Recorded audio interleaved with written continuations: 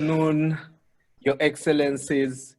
Good afternoon to all of you from the most beautiful capital in the world, Kampala. Good afternoon. My name is Brian Molondo. Thank you so much for taking off your time this afternoon to be a part of this. And it's the new normal.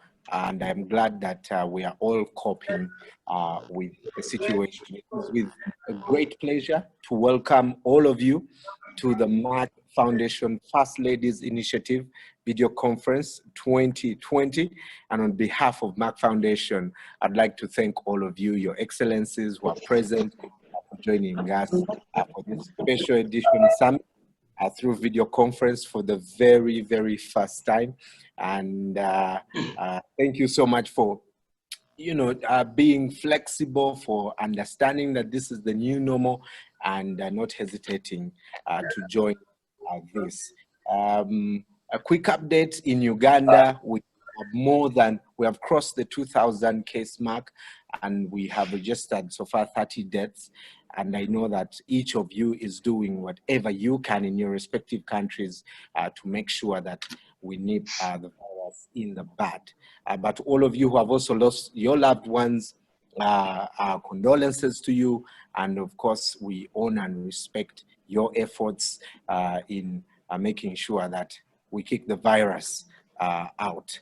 My name is Brian Molondo. Ordinarily, we would have been interacting face-to-face, but I think so far, under the circumstances, it's good to see all of you again. I'd like to also recognize the presence of our hosts, Professor Dr. Frank Stangenberg Haverkamp, who is the chairman of the executive board and the family board of Merck KG, and also the chairman of the board of trustees of Merck Foundation. Thank you so much for joining us, Professor. Thank you. Also, Dr. Rasha Kelej, the CEO of Merck Foundation and president of Merck More Than a Mother, who has been recently acknowledged as one of the 100 most influential Africans for the second consecutive year. Dr. Rasha, congratulations. Thank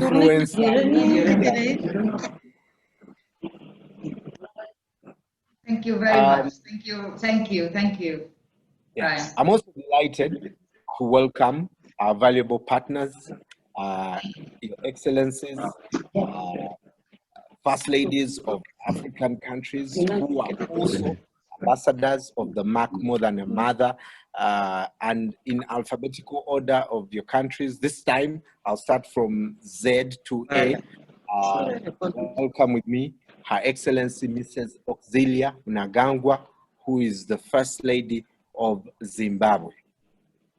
Also joining us is Her Excellency Mrs. ESTHER LUNGU, the First Lady of Zambia. Her Excellency Mrs. Fatima Mada Bio, the First Lady of Sierra Leone. Thank you so much for joining us. Also, Her Excellency Dr. Mrs. Aisha Muhammadu Buhari, the First Lady of Nigeria. Thank you so much for joining us. Her Excellency Madame Aissata Issoufou Mahamadou, the First Lady of Niger. Also joining us is Her Excellency Mrs. Monica Gengos, the First Lady of Namibia. Her Excellency Dr. Isaura Ferrao Nyusi, the First Lady of the Republic of Mozambique. Joining us also is Her Excellency Mrs. Monica Chakwera, the First Lady of Malawi. Welcome with me, Her Excellency Mrs. Claire Marie Ware, the First Lady of Liberia. Also joining us, Her Excellency Mrs. Rebecca Akufo-Addo, the First Lady of Ghana. Her Excellency Mrs. Fatoumata Babaro, the First Lady of the Gambia. Welcome. Her Excellency Madame Denise Nyakeru Sekedi, the First Lady of the Democratic Republic of Congo. Welcome. Her Excellency Madame Brigitte Tudera Thank you so much for joining us. She is the First Lady of the Central African Republic. Also joining us, Her Excellency Madame Angeline Ndayishimiye, the First Lady of Burundi. Welcome. Good to see you. Her Excellency Mrs. Neo Jane Masisi, the First Lady of Botswana. Welcome. Thank you so much for joining us. And Her Excellency Mrs. Ana Dios Lorenco, the First Lady of Angola. Thank you so much, Your Excellencies, for joining us today. And I'd like to invite Dr. Rasha Kelej, the CEO of Merck Foundation and President of Merck More Than a Mother, to deliver the opening remarks and introduction of our meeting objectives. Thank you very much, Brian.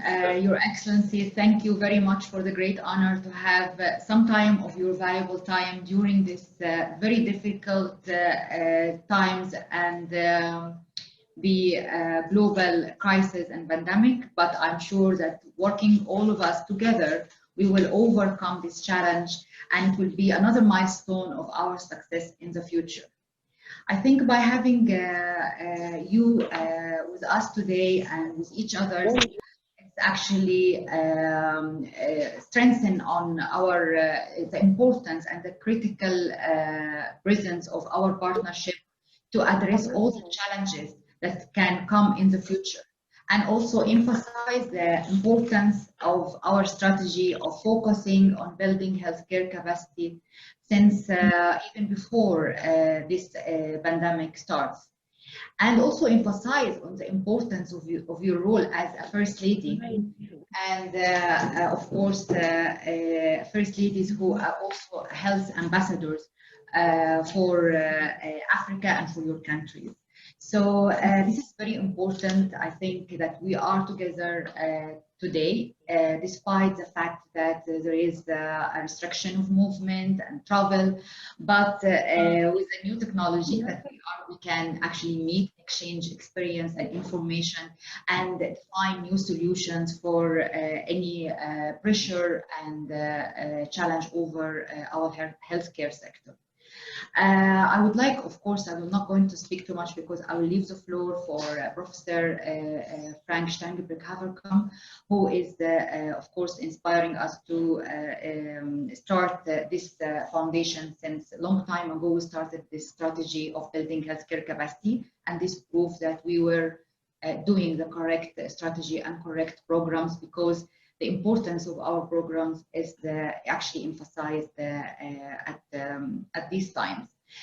We also started a very important strategy of online education in many different specialties. We are very proud to have many of African doctors who've been enrolled to this 1 year and 2-year master degree of many specialties like diabetes, cardiovascular, and endocrinology, sexual and reproductive medicine, but also very important 2 specialty that is very relevant to healthcare of coronavirus patients, which is the respiratory medicine and acute medicine. And of course, all this will be online. So I will actually commend your efforts. I heard there's a lot of efforts you have done in your countries, and I've seen it on social media. I shared it also on our social media about raising awareness in your communities, how to stay healthy and safe during the coronavirus. And all the efforts you are actually doing in your communities and your countries to support healthcare providers and communities and the country in general. God bless you and thank you very much. And we are here anytime you need us. Thank you very much, and we'll leave the floor now for Professor Frank Stangenberg Haverkamp, the Chairman of Merck Executive Board and the Chairman of Merck Foundation Board of Trustees. Thank you, Rasha. Your Excellencies, First Lady of Africa. So it is my great pleasure that I can meet you virtually at this special edition of our Merck Foundation First Lady Initiative. During these difficult times of COVID-19 pandemic, I very much hope you and all your family and the whole country, you are safe and healthy. I'm very sad because it's the first time since, I don't know, 30, 40 years that I cannot go to Africa this year. and I don't think the situation will change within the next few months. However, there is another year to come, and I'm quite sure we will all meet in the flesh then again next year for the next First Ladies Initiative meetings. So let me start by congratulating the First Ladies of Burundi and Malawi on the new appointment and as new members of this prestigious circle. Welcome to you. Now I would like to acknowledge the great efforts all of you undertook to raise awareness in your communities and support the healthcare sector in many ways, which in turn affects the ability of health workers to fulfill their duties, especially during the coronavirus pandemic. So well done. I know it's an uphill struggle. Your Excellencies, the effects of the COVID-19 pandemic have been greater than many expected across the globe. The pandemic has highlighted the importance of improving access to equitable and quality healthcare. Governments realize more than ever the urgent need to address healthcare deficits to meet the demands of the COVID-19 pandemic and the ongoing healthcare needs of their populations. Therefore, I would like to greatly appreciate the valuable partnership we have with you to build healthcare capacity and provide training to healthcare providers in many medical specialties, even before the pandemic started. And this was and still is our strategy since 2012. Therefore, we appreciate your valuable eagerness to support our efforts to build healthcare capacity and improve access to equitable healthcare solutions in your countries and in the rest of Africa. I also thank you for dedicating your time to participate in this virtual platform today in order to exchange your experience and address the challenges the healthcare sector faces during this difficult time, and to share the Merck Foundation's response to coronavirus pandemic in partnership with 18 African First Ladies. This is a very important conference we have now. In our response, we focused on supporting the livelihood of thousands of women and the families of casual workers affected by the virus lockdown. We also started our online medical specialty training by providing 1-year diploma and 2-year master degrees from South Wales University and Queen's University in Diabetes, Cardiovascular, Endocrinology, Sexual and Reproductive Medicines, and Medical Oncology, all very important areas of medicine. I'm pleased to announce that in 2020, we will have more than 300 African doctors enrolled in these courses, which will have a significant impact on improving the quality of care for patients considered at-risk groups for the coronavirus. Moreover, we started the coronavirus healthcare capacity building by providing 1-year online diplomas and a 2-year master degree in respiratory medicine and acute medicines for African doctors. We already have enrolled 40 African doctors into these courses so far in 2020. I'm personally proud of this new program, not only because it demonstrates the Merck Foundation's concrete response to the coronavirus, but also it will transform the healthcare landscape in Africa and will create a revolution in access to quality and equitable healthcare in the near future. As you all know, most of Merck Foundation's programs since 2012 are focusing on building healthcare capacity for diabetes, cardiology, cancer, infertility, and women's health.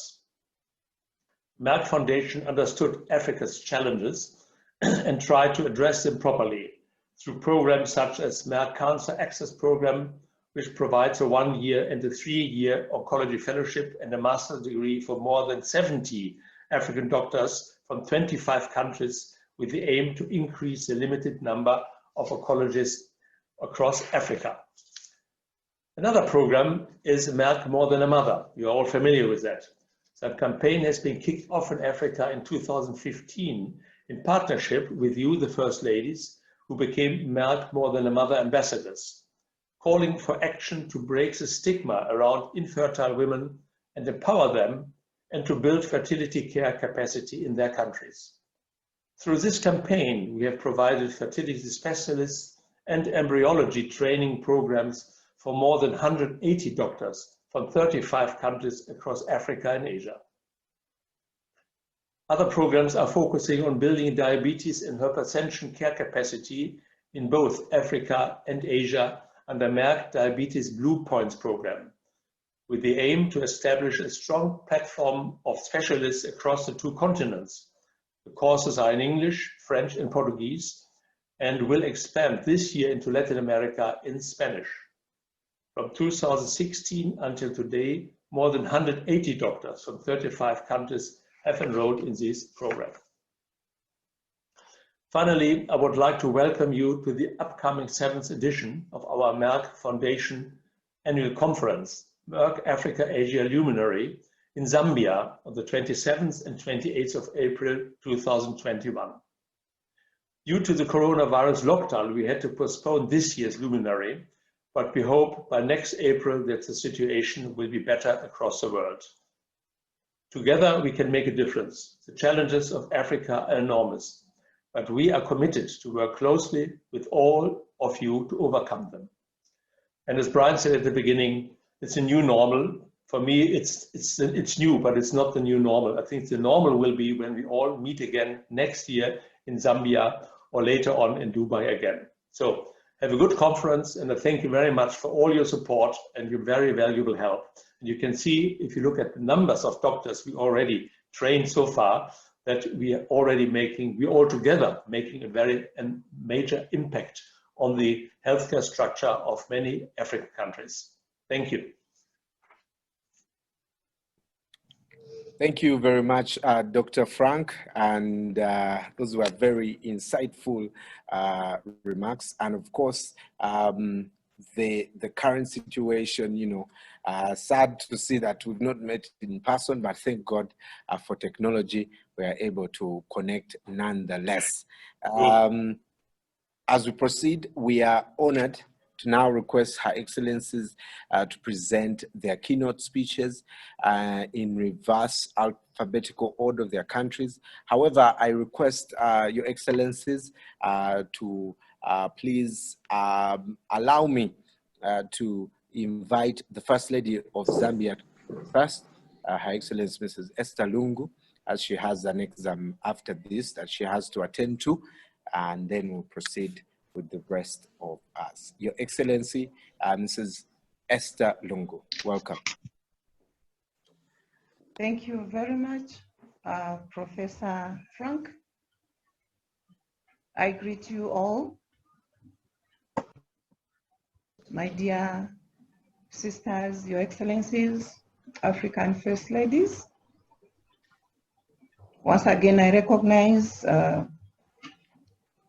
the chairman of the executive board of Merck, Professor Frank Stangenberg Haverkamp, the chief executive officer of Merck Foundation, Dr. Rasha Kelej, and all my dearest sisters. I have missed you. We haven't been in touch, in contact for a long time now, but nevertheless, I'm happy and excited to meet you for this video conference, albeit virtually, during this challenging period. Thank you, Rasha and Professor Frank, for this initiative to keep us connected during this global crisis.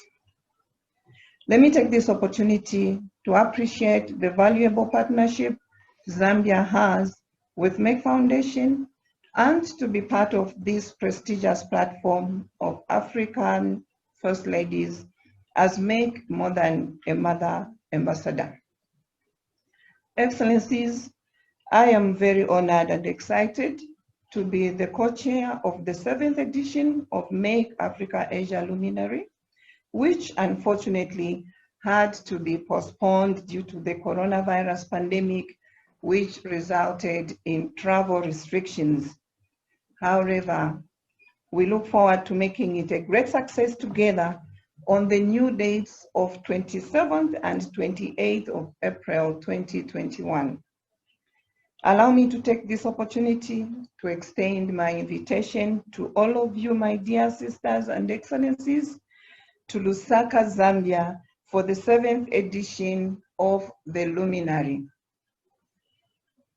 We are praying that by then the situation would have greatly improved and the COVID-19 epidemic would be under control to allow people to travel. My dear sisters, now more than ever before, we realize the critical importance of our public healthcare sector and do understand that we must continue with our programs that elevate the capacities of our healthcare providers at all levels. My team and I have been closely monitoring the Merck Foundation program in Zambia. I am pleased to share with you that for the first time, we have benefited from the training of embryologists, surgical oncologists, pediatric oncologists, and gynecologic oncologists. All this has been done with the aim to establish a skilled cancer care team for the provision of accessible and equitable cancer care in the country. This is as a result of our partnership with Merck Foundation. The Make More Than a Mother campaign is another very critical program for my country and for Africa at large.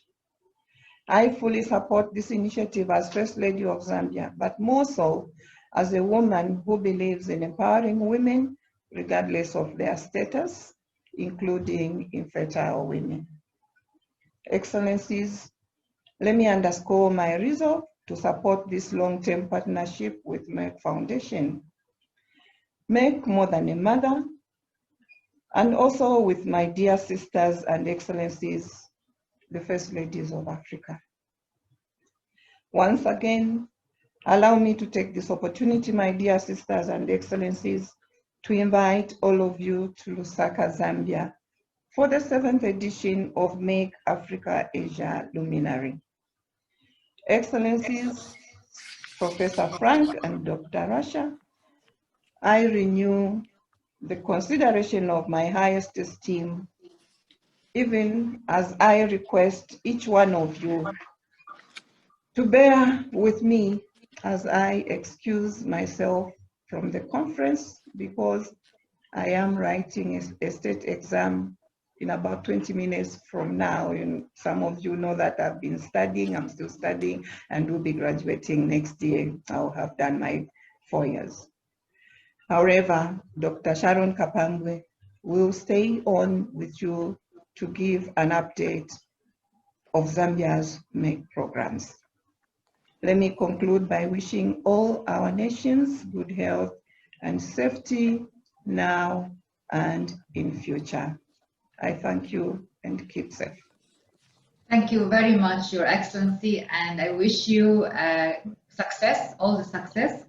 And I know that your study is very important for you, and thanks for Her Excellency, the First Lady of Zimbabwe, to give her turn that you should have started the conference, but of course, because you are going to an exam, we change the order a little bit. Thank you very much, Your Excellency, and I'm looking forward to join you soon in Zambia during the Luminary. Hopefully by then, the coronavirus pandemic will be over. We are praying. Thank you. Thank you. God bless. Thank you so much, Your Excellency, and I think it will be even more fantastic to celebrate with you when you've completed, when you've graduated. We shall also be there to celebrate with you. Again, we appreciate you for being here. And now let me invite Her Excellency, the First Lady of Zimbabwe, for her keynote speech.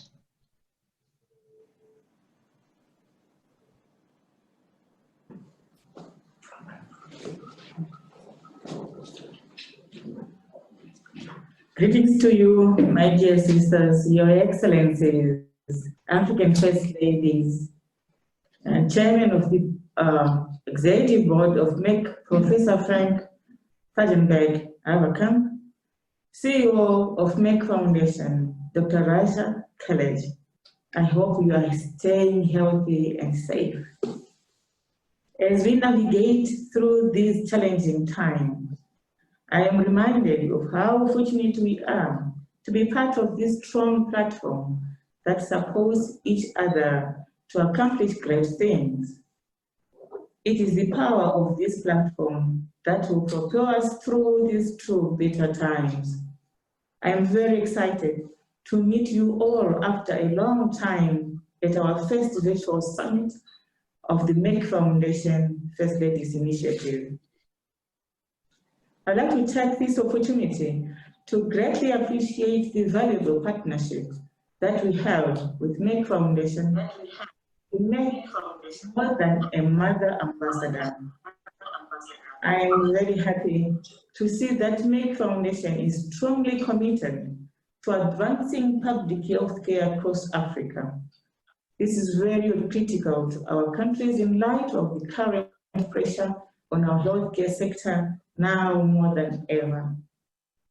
I am pleased to inform you that more than 100 local young Zimbabwean doctors will be provided by one-year online diploma from South Wales University in UK in the fields of diabetes, cardiology, endocrinology, respiratory medicines, acute medicines, and sexual and reproductive medicines, in addition to online 3-month diabetes master course, 1-year oncology fellowship, and fertility specialist and embryologist training program in India. Through these programs, we will be able to reshape the landscape of our healthcare sector and empower our healthcare providers and motivate them to provide better care to our people, especially during this difficult time. I am particularly excited as Merck more than a mother ambassador that 11 candidates graduated and some will be enrolled in fertility specialists and the embryologist training program in India, which will resume after the lockdown ends. 10 young doctors from different provinces in Zimbabwe will be enrolled to the online 1-year diploma and 2-year master degree of sexual and reproductive medicines from South Wales, UK. This will add significant value to women's health and will transform the landscape of fertility and reproductive health nationwide. Together with the Ministry of Health and Childcare, we will follow up to ensure they are making a good use of this great opportunity so that they can help women in general and infertile couples in particular across the country. We have also enrolled 9 doctors in our year online diabetes diploma from South Wales, UK. Last year, as part of Merck Foundation Diabetes Blue Points program, and will enroll 7 more candidates to diabetes diploma. A further 50 doctors will be enrolled in online master of course in diabetes management accredited by Diabetes UK. Furthermore, together we enrolled 2 doctors to 1-year online postgraduate diploma in endocrinology and 5 doctors in 1-year preventive cardiovascular medicine diploma from University of South Wales. To demonstrate our response to coronavirus outbreak, together with Merck Foundation, we enrolled 4 doctors to 1-year online postgraduate diploma in respiratory medicines and 1-year online postgraduate diploma in acute medicine from University of South Wales to advance their skills in these 2 fields to better manage coronavirus patients. It is great to know that Merck Foundation, as a response to coronavirus pandemic, has started their online education strategy to provide specialty training to compensate the inability to continue the clinical training which will resume after coronavirus lockdown ends. I would like also to thank Merck Foundation for providing community donation to support the livelihood of women and casual workers' families most affected by coronavirus lockdown. We have also launched the Merck More Than a Mother Media Recognition Award and Media Health Training in partnership with Merck Foundation and Ministries of Health and Information in 2019 to train journalists on the international standards and media ethics for reporting sensitive issues like infertility in Africa. This will benefit the journalists in understanding the infertility issues in African communities and to learn the best media practices to cover it with aim to break its stigma and sensitize our communities through all media outlets. We have announced the call for application for the Merck More Than a Mother Media Recognition Award. We have also announced the Merck Foundation Media Recognition Award winners for the Southern African countries, and we celebrated many winners from Zimbabwe. Moreover, we have announced the call for applications for their stay-at-home media recognition awards in Zimbabwe. The theme of the awards is raising awareness on how to stay safe and keep physically and mentally healthy during coronavirus lockdown. We are looking forward to the release of a story, a storybook for school students to start teaching the value of respect and nurturing empathy from a very young age. Together with Merck Foundation, we are planning after the lockdown ends to support 20 girl students as part of Merck Foundation in creating Linda, which aims to empower girls through education in Zimbabwe and the rest of Africa. And to also release Educating Rujeko storybook to inspire girls and sensitize communities about the importance of girl education. I am confident that through our long-term partnership with Merck Foundation, many of our doctors across the country are going to benefit and be able to provide better care to our patients and our communities. Once again, I would like to thank Merck Foundation for hosting us today and looking forward to meeting you in Zambia next year. Please stay safe and healthy. Thank you. Goodbye. Thank you so much, Your Excellence, for those remarks. And now I'd like to welcome the presence of the First Lady. Again, we apologize that this is happening this way, but please welcome with me next, Your Excellency, Mrs. Fatima Madabeyo, the First Lady of Sierra Leone.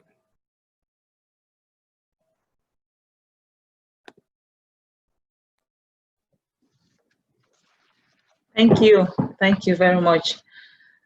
Your Excellencies, my dear sisters and First Ladies of Africa, Professor Frank, the founder of Merck Foundation, Dr. Rasha, the CEO of Merck Foundation, our distinguished partners, distinguished ladies and gentlemen, Africa all, good afternoon.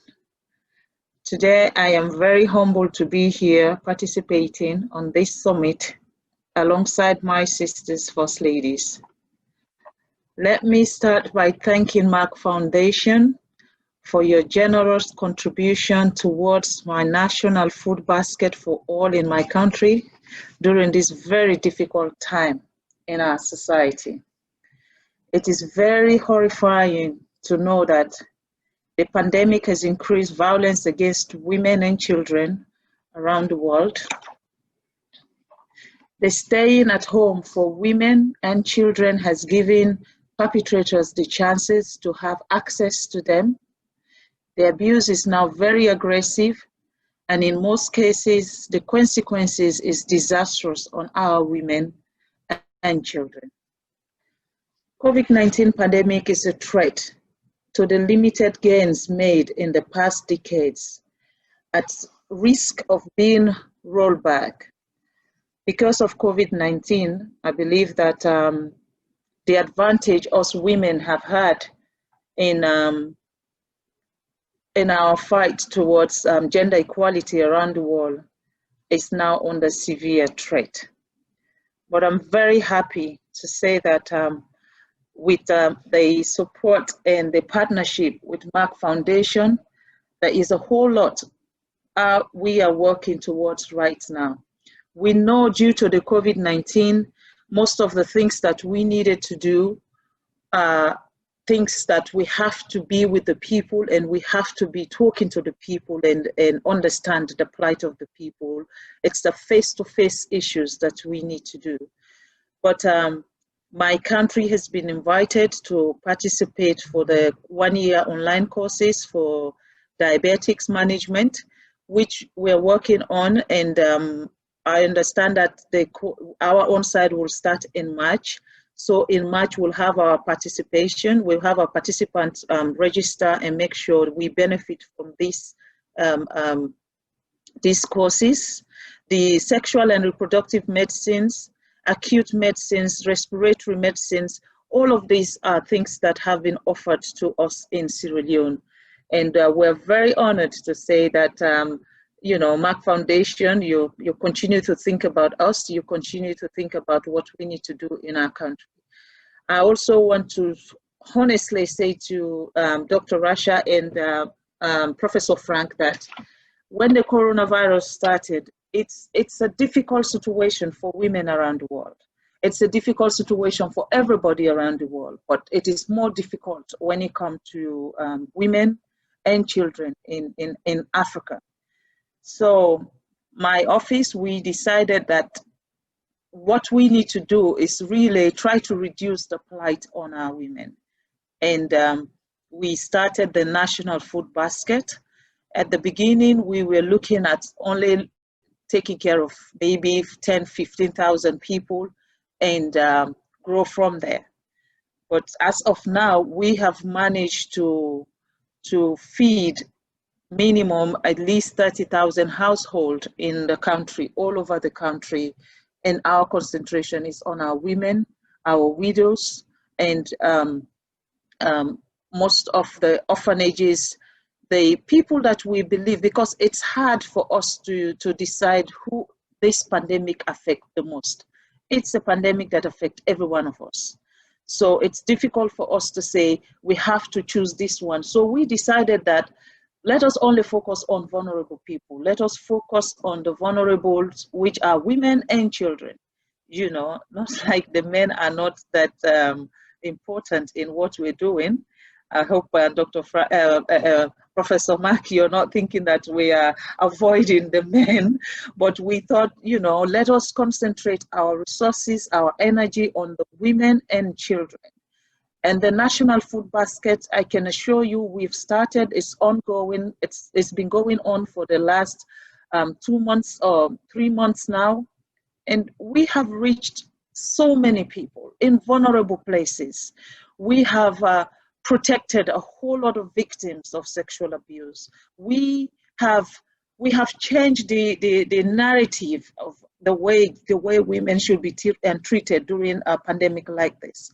And I want to say thank you to Dr. Rasha and Professor, that your intervention, your timely intervention in making sure that the success of our National Food Basket was so timely. And on behalf of my country, on behalf of the people of Sierra Leone, I want to say thank you, absolutely thank you. For the courses that you have offered us, we will take them in good faith, and we are going to utilize them, and we are going to appreciate them, because we need all of these things in our country. We need as many doctors, we need as many specialists in everything. With the coronavirus, most definitely, that's when your medical system is tested, because this is a situation which no one was prepared for, and our medical system is now tested very aggressively. So I want to say to you people that this is a timely summit. This is a summit that we all do appreciate, and it's an opportunity for us to be able to see each other again. I believe that on my part, I have missed all my sisters, and Rasha, Mike, I was looking forward to, Professor, I was looking forward to our normal summits where, you know, we meet one another and learn from each other, and you know, pick each other's brains, and that way we can take back to our country and try to continue our implementation. So I'm very humbled to be here this afternoon. I want to say I'm grateful that I'm learning more from as many people as possible. We concentrated on the national food basket because we know with coronavirus, the effect on household, when it comes to feeding, it's great, especially poor homes in Africa. And that's what we have concentrated on. We realize that the rate of rape, the rate of abuse, of course, that has risen up all over the world, but it is also very serious in Sierra Leone right now. And we are fighting that aggressively, because we believe that women also deserve to live in a world that is safe for every one of us. Our kids deserve to live in a world that is safe for every one of us. So we continue our Hands Off Our Girl campaign. We are partnering with as many people as possible, with as many organizations as possible. The finances that you people sent us, we used to donate to an organization called Don Bosco Fumble. Don Bosco Fumble is one of the organizations that is really doing so much for us in terms of the campaign that I am involved in, which is the Hands of Our Girl. Don Bosco Fumble, they have an institution that take care of rape victims, that take care of victims of abuse, they take care of kids that are abandoned children around the country. They are looking after so many different kind of children. They are looking at, they look after boys that commit minor crimes, and instead of we put them in prison, they take them on and they train them and they look after them, so they don't go to prison and just waste their life in prisons. Instead, they will take them on and train them and make them good people in society and release them into the society as a better person. So whatever support that you give to us, we channel it to our orphans, we channel it to our orphanages. We share with as many orphanages as possible. This pandemic, we're able to look after at least 40 different orphanages in our country. With the little that we have, we are able to share with every one of them and make sure, even if it's not much, but at least so that they understand that people, I mean, there are people out there who are worried about them and who cares about their well-being. So I want to thank you again for thinking about us, for supporting my cause, the Hands of Our Girl, and for supporting Sierra Leone and believing in Sierra Leone. I know that we are supposed to be launching the Mark More Than a Woman media thing in Sierra Leone, and we were supposed to do the fashion in Sierra Leone this year. All of that we have to put on hold because of the coronavirus. But I'm still looking forward to welcoming you to our beautiful country, Sierra Leone. And I believe, like I said before, when you come to Sierra Leone, you will not want to go to any other African country, I can assure you that. But I'm looking forward to when you are going to come, and so that we can launch all of these wonderful ideas that we have, we can launch it together and then we implement them, because launching it is one thing, implementing it is another thing. So I'm looking forward to making sure the Mark More Than a Woman campaign on infertility, on the abuse, on everything that involves women. I am looking forward to us really putting that on map in Sierra Leone, and we push the agenda of Merck Foundation in Sierra Leone. I'm looking forward to that.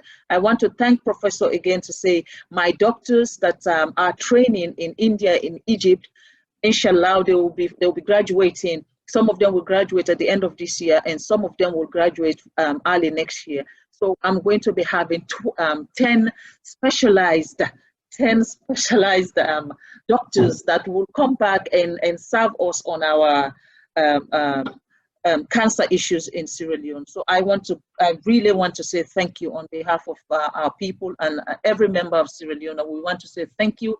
And on behalf of His Excellency, the President, retired Brigadier Julius Madabio, who is a fan of what Merck Foundation is doing, who believe in Merck Foundation, who understand the direction Merck Foundation want to take Africa, and he is part of that journey with us all. I want to say thank you so very much, and I'm grateful to be here. And good afternoon to all my sisters, and I truly, truly have missed every one of you so very much. Thank you very much. Thank you very much, Your Excellency. I can't wait to also come to Sierra Leone very soon. Thank you. Very soon. And now let me welcome the First Lady of Nigeria, Her Excellency Dr. Mrs. Aisha Muhammadu Buhari. She did not, Brian, she's not here. All right. Yeah, apologies for that. Madam Ashata. Let's now listen to Madam Aissata Issoufou Muhammadu, the First Lady of Niger.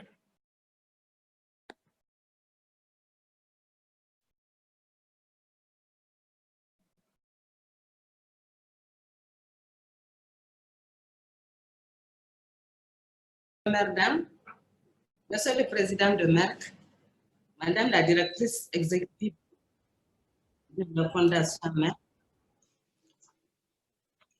Présidente de la campagne Merck More Than a Mother,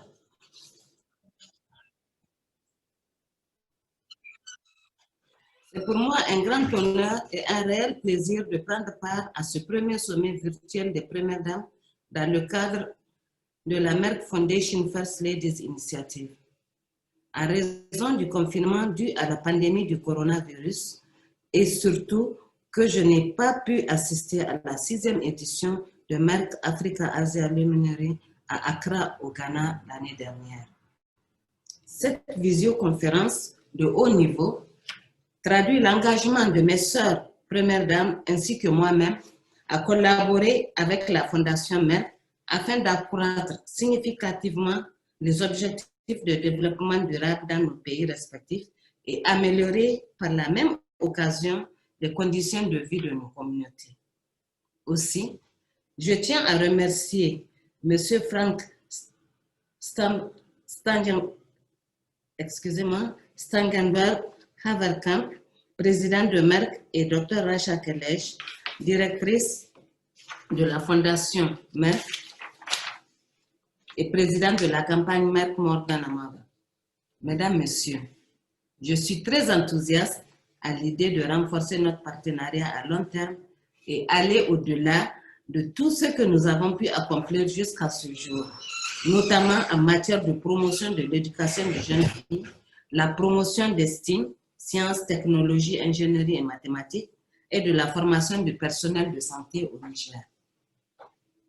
À travers la campagne Merck More Than a Mother, la Fondation Merck et la Fondation Pour une vie meilleure que je préside s'étaient engagées à soutenir le gouvernement nigérien dans le cadre de la prise en charge médicale de l'infertilité, la lutte contre la stigmatisation des femmes infertiles et leur autonomisation. Aujourd'hui, je peux aisément en témoigner dans les différents projets que nous mettons en œuvre au Niger,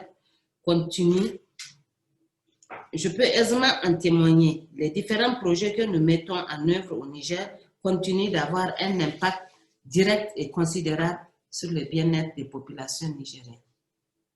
Cependant, malgré tous nos efforts et les résultats que nous enregistrons sur le terrain, les défis subsistent.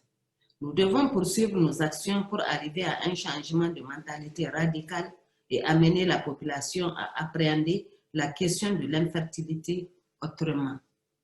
C'est en mettant l'accent sur la prévention que nous y arriverons.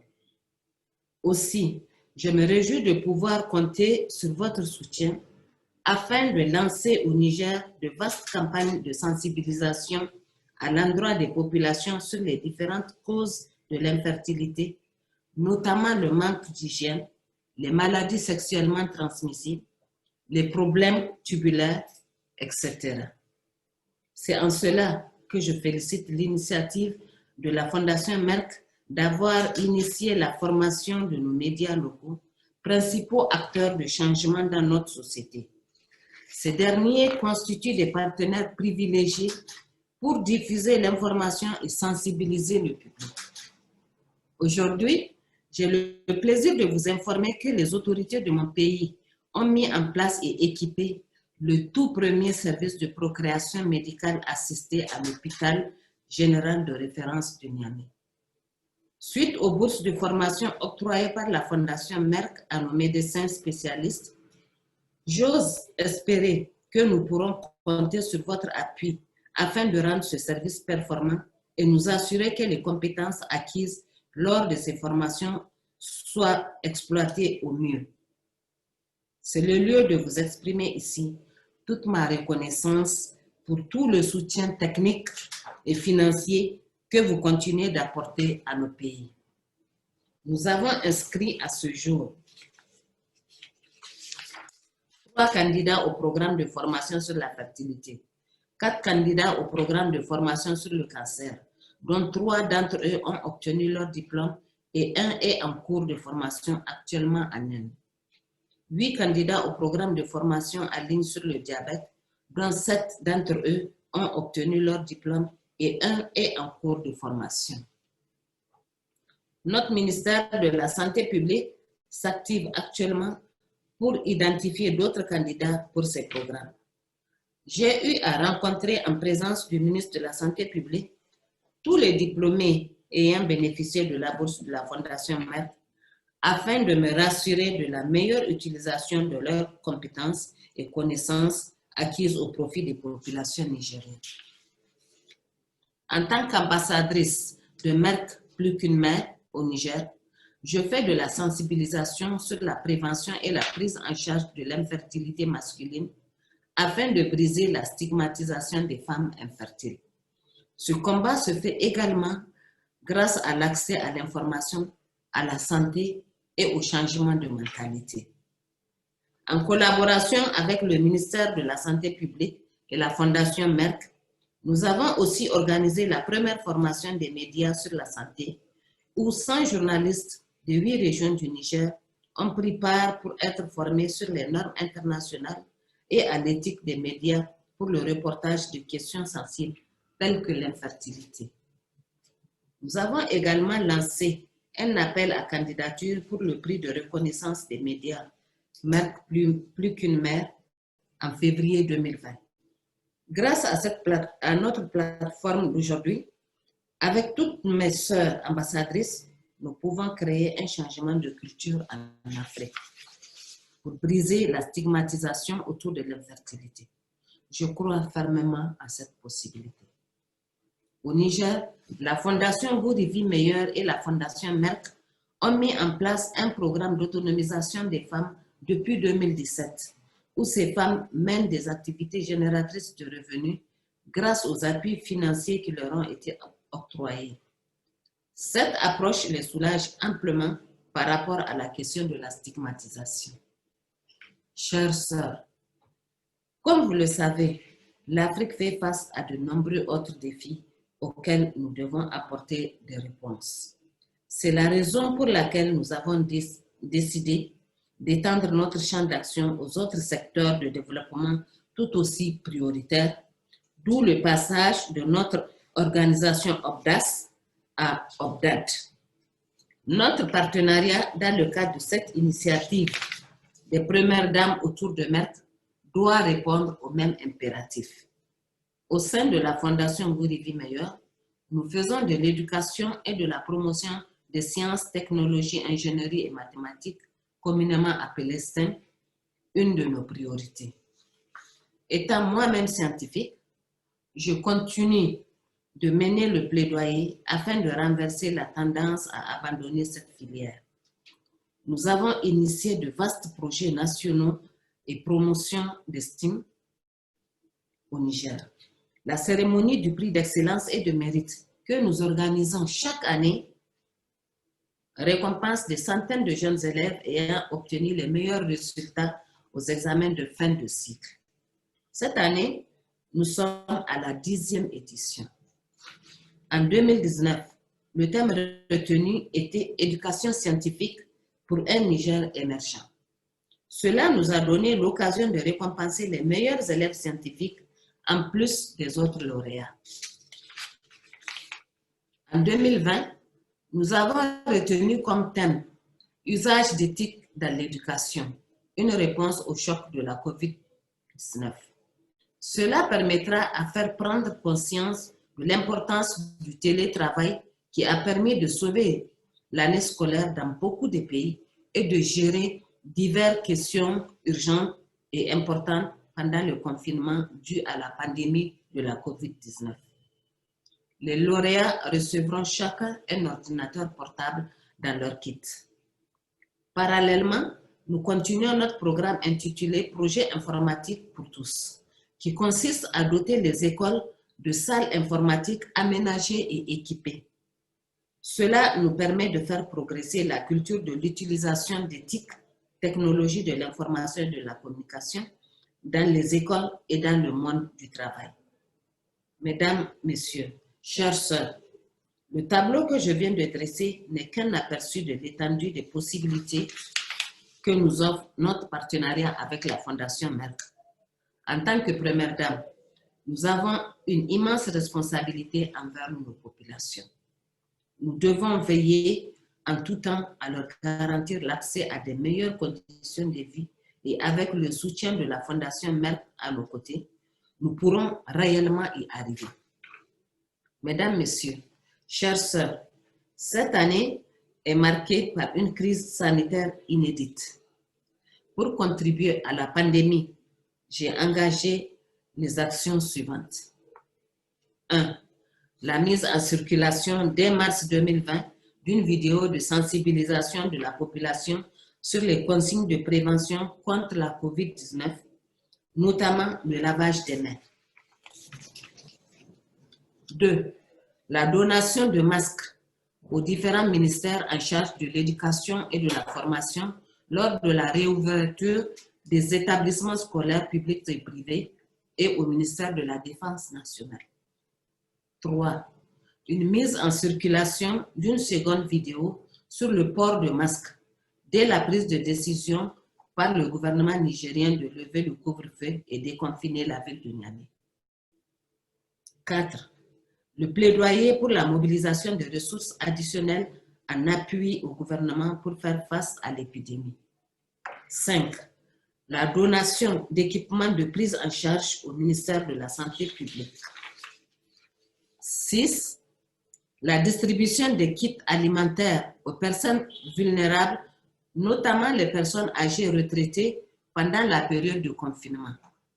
C'est une opération faite grâce à un partenariat entre la Fondation Merck et la Fondation Gourivi Meilleur. Merci à la Fondation Merck pour son précieux soutien. Avant de terminer mon propos, je voudrais également citer certaines activités que nous avons en commun avec la Fondation Merck au cours de cette année 2020 et dans les jours à venir. Premièrement, nous avons lancé un livre de contes inspirant intitulé « Faites le bon choix » en français. Cette histoire vise à sensibiliser le public au coronavirus et à donner des informations sur la façon de rester en sécurité et de rester en bonne santé physique et mentale pendant ces périodes troublantes et difficiles. Deuxièmement, nous prévoyons bientôt de lancer l'histoire d'Amadou, un livre d'histoire destiné aux élèves de l'école pour mettre un accent particulier sur les fortes valeurs familiales et de respect dès le plus jeune âge. Troisièmement, nous prévoyons également de soutenir 20 jeunes filles dans le cadre du programme Éduquer Linda, qui vise à autonomiser les filles à travers l'éducation au Niger. Nous travaillons en étroite collaboration avec l'équipe de la Fondation Merck sur ce nouveau programme. Une partie de ce programme consiste à lancer le livre d'histoire intitulé « Éduquer Aïchatou » pour inspirer les filles et sensibiliser les communautés sur l'importance de l'éducation des filles. J'aimerais terminer en remerciant une fois de plus la Fondation Merck pour son engagement et sa détermination à collaborer avec les premières dames et plus largement les États africains dans l'atteinte de leurs objectifs de développement. Vive la coopération multilatérale. Je vous remercie de votre aimable attention. Merci, Your Excellency. Thank you so much. Let me now welcome Her Excellency Mrs. Monica Gengos, the First Lady of Namibia. Thank you very much. And to all my dear sisters, my fellow African First Ladies, a warm welcome to all of you. And I want to repeat what Fatima from Sierra Leone said, and I miss all of you too. And a special welcome to the First Ladies of Burundi and Malawi. I see Malawi, in my language, we say you are my Mbushi, since we both named Monica. So fantastic to see both of you, and hopefully we'll see each other, First Lady from Burundi as well, at our next meetings. Chairman of the Executive Board, Professor Frank Stangenberg, Dr. Rasha, all of you, thank you very much. I think this is the first time I've seen so many First Ladies since coronavirus started. And I think we have you to thank for that, Dr. Rasha. So congratulations and well done. And it's an absolute honor to participate in this first virtual summit of Merck Foundation First Ladies Initiative. We are facing, like all of you, a number of challenges with COVID-19 lockdowns, the travel bans, and through these kind of platforms, we manage to remain united in so many ways. And it's in times like these that sharing challenges, best practices, and encouraging one another can really be of great value. And personally, as a First Lady, one of my discoveries is that the only person who can actually understand some of my challenges are fellow First Ladies, because it's very difficult to communicate and engage and confide in those who don't have the same experience. I'd like to take this opportunity to greatly appreciate the valuable partnership that we have with Merck Foundation and to be part of this fantastic platform of African First Ladies as the Merck More Than a Mother Ambassador.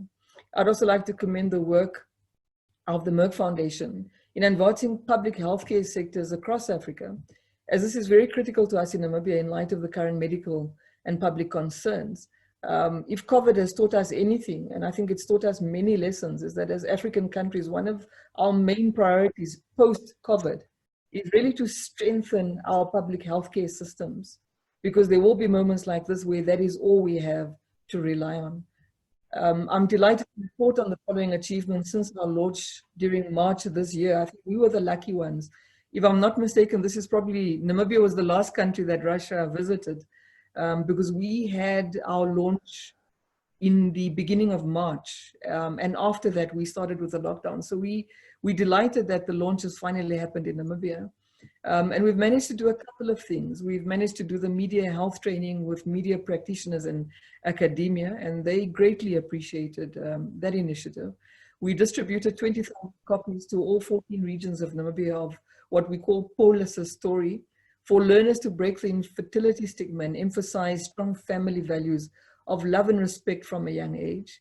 We have placed a greater focus on sexual and gender-based violence during lockdown due to the spike in cases, including supporting women with infertility issues and lack of access to services and support. One of the interesting things that have happened is that Namibia procures most of its infertility treatment from South Africa. And while the borders for trade have been largely open, women in Namibia who have been on infertility treatments were greatly affected because of the delays at the border. It was difficult for them to access their infertility treatments because they need to be refrigerated. And for that reason, a lot of the supply stopped. So it also says a lot again about our procurement processes and domesticating our procurement processes so that we don't have these very disruptive supplies in medication and treatments. We have managed to have more than 21 local young Namibian doctors enrolled for the one-year online diploma from the South Wales University in the fields of diabetes, cardiology, endocrinology, respiratory medicines, and acute medicines. We've had 8 doctors from different regions in Namibia enrolled for the online 1-year diploma and the 2-year master's degree in sexual and reproductive medicines, which will add significant value to women's health and will reshape the landscape of fertility and reproductive health nationwide, and also improve access to quality and equitable healthcare to coronavirus patients and risk groups. We've produced 5 videos of human interest stories and posted them on the Merck Foundation YouTube channel and our social media platforms as well to ensure that there's continuous awareness. We've used different platforms in educating each other on different aspects of infertility, and we've used radio, we've used print media, as well as social media to engage the issues of stigma, as well as demystifying many of the issues. We've established regional focal people. We've held 4 Zoom calls to support and empower these focal people that we've identified. And they are now having radio talks in local languages to raise awareness in the regions. We've also solicited financial assistance for 6 heroines to start their small business initiatives to empower women who are living with infertility stigma so they become independent, stronger, and happier. Linda received her funding first, and she bought cows for farming and to resell the cows. And on that point, I must say, a lot of the feedback that we're getting from these women, not only the ones who've received funding for business, but those who form part of the regional networks, has really been that this has been a journey of self-empowerment and confidence for them, because they often felt that they carried the burden of infertility on their own. We've also managed to establish support groups, and we've identified topical issues for discussions in face-to-face and Zoom meetings, which include the regional members. And this is where COVID, because we were doing this before COVID, it was easy to go onto the online platforms and to use platforms like WhatsApp in order to remain connected, because that's one of the biggest things, it's remaining connected. So these support groups have been established. We've managed to give psychosocial support to individual ladies and couples after infertility treatment has failed. We've established the WhatsApp groups that I've just talked about for the Merck heroines from different regions in the country. And we've got Dr. Ndovi, who submitted a draft media toolkit to Merck Foundation for review, and we'll be doing our validation training, which was scheduled for 15 August 2020, and we've postponed it until further notice. There are 15 participants, including fertility specialists, media practitioners, and the Law Society of Namibia members will participate to validate the draft training toolkit. We've got a number of upcoming events and activities. We will be looking at an infertility power breakfast with a focus on the importance of infertility counseling and coping with miscarriages and marriage disputes due to infertility. We've announced the winners of the Stay-at-Home Media Recognition Awards and Merck More Than a Mother Media Recognition Awards in Namibia soon. And we are also working on other initiatives aimed to improve access to information, health, and the change of mindsets, such as developing training materials and myth-busting leaflets for media, marriage counselors, priests, and relevant stakeholders. As a Merck More Than a Mother ambassador, I'd really like to emphasize this campaign has become critical for my country and for Africa at large. And we'll continue with our commitment to empower infertile women through access to education, information, health, change of mindset, and economic support, even during these unsettling times of the COVID-19 pandemic. Another surprising comment that we've received from many of our participants is from husbands who are supporting their wives. And one of the things that they've been saying a lot is that they delighted that their wives are getting support, because often they feel it's just the two of them. But they've also specifically asked us to have messaging also for men who are both either supporting their wives or who are struggling with infertility in silence, because often they also are the victims of stigma. And at times it does instigate gender-based violence when the woman is blamed, even though neither couple has been tested to see who has the challenge of infertility. Once again, I'd like to thank Merck Foundation for hosting us today. And we really look forward to seeing you in Zambia next year. So all of you, please Stay healthy, stay safe. Thank you very much. Thank you very much. Thank you very much, Madam Monica. Brian, I would like to intervene here in 1 minute. I want to echo the congratulations for Her Excellency, the First Lady of Burundi, Madame Angeline, and Her Excellency, the First Lady of Malawi, Madame Monica Shakwira, for the new position as First Ladies. I know that they just joined last month maybe, and I would like to congratulate them as the new position of First Ladies and also new members of Merck Africa First Ladies Initiative. But I also would like to welcome Madame Ana Lorenzo, the First Lady of Angola, because this is a new member also of Merck Foundation First Ladies Initiative. It's the first time for her to join us today. And I would like to thank Madame Monica, First Lady of Namibia, for her introduction, because she introduced me to Madame Ana.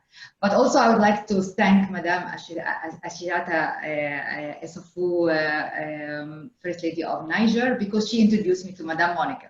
So thank you very, very much. That's really how our this platform works, and I'm very grateful for all of you to have this time of your busy agenda during this pandemic to be with us to try to strengthen the healthcare capacity through our partnership and through our long-term commitment. I have only one request, that Madame Angeline, the First Lady of Burundi, she's actually in Dubai, and she had a meeting with the government of UAE. That's why she is in Dubai. I met her personally last week, and we have introduction for Merck Foundation programs. But she has to travel now. Her flight is waiting. So she asked that if she can have her speech now, because she has to take off in a few minutes. So will this be okay? Okay, so I think Madame Angeline can join now. Brian, can you make the introduction? Thank you, Dr. Rasha. Ladies and gentlemen, let's now listen to the First Lady of Burundi, Her Excellency Madame Angeline Ndayishimiye. Yes, the First Lady of Burundi. It's mute. You are on mute.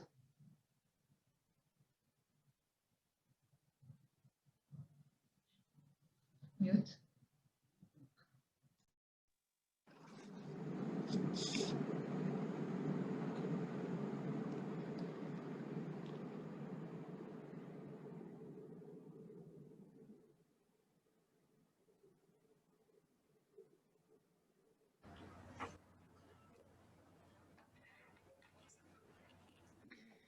Merci.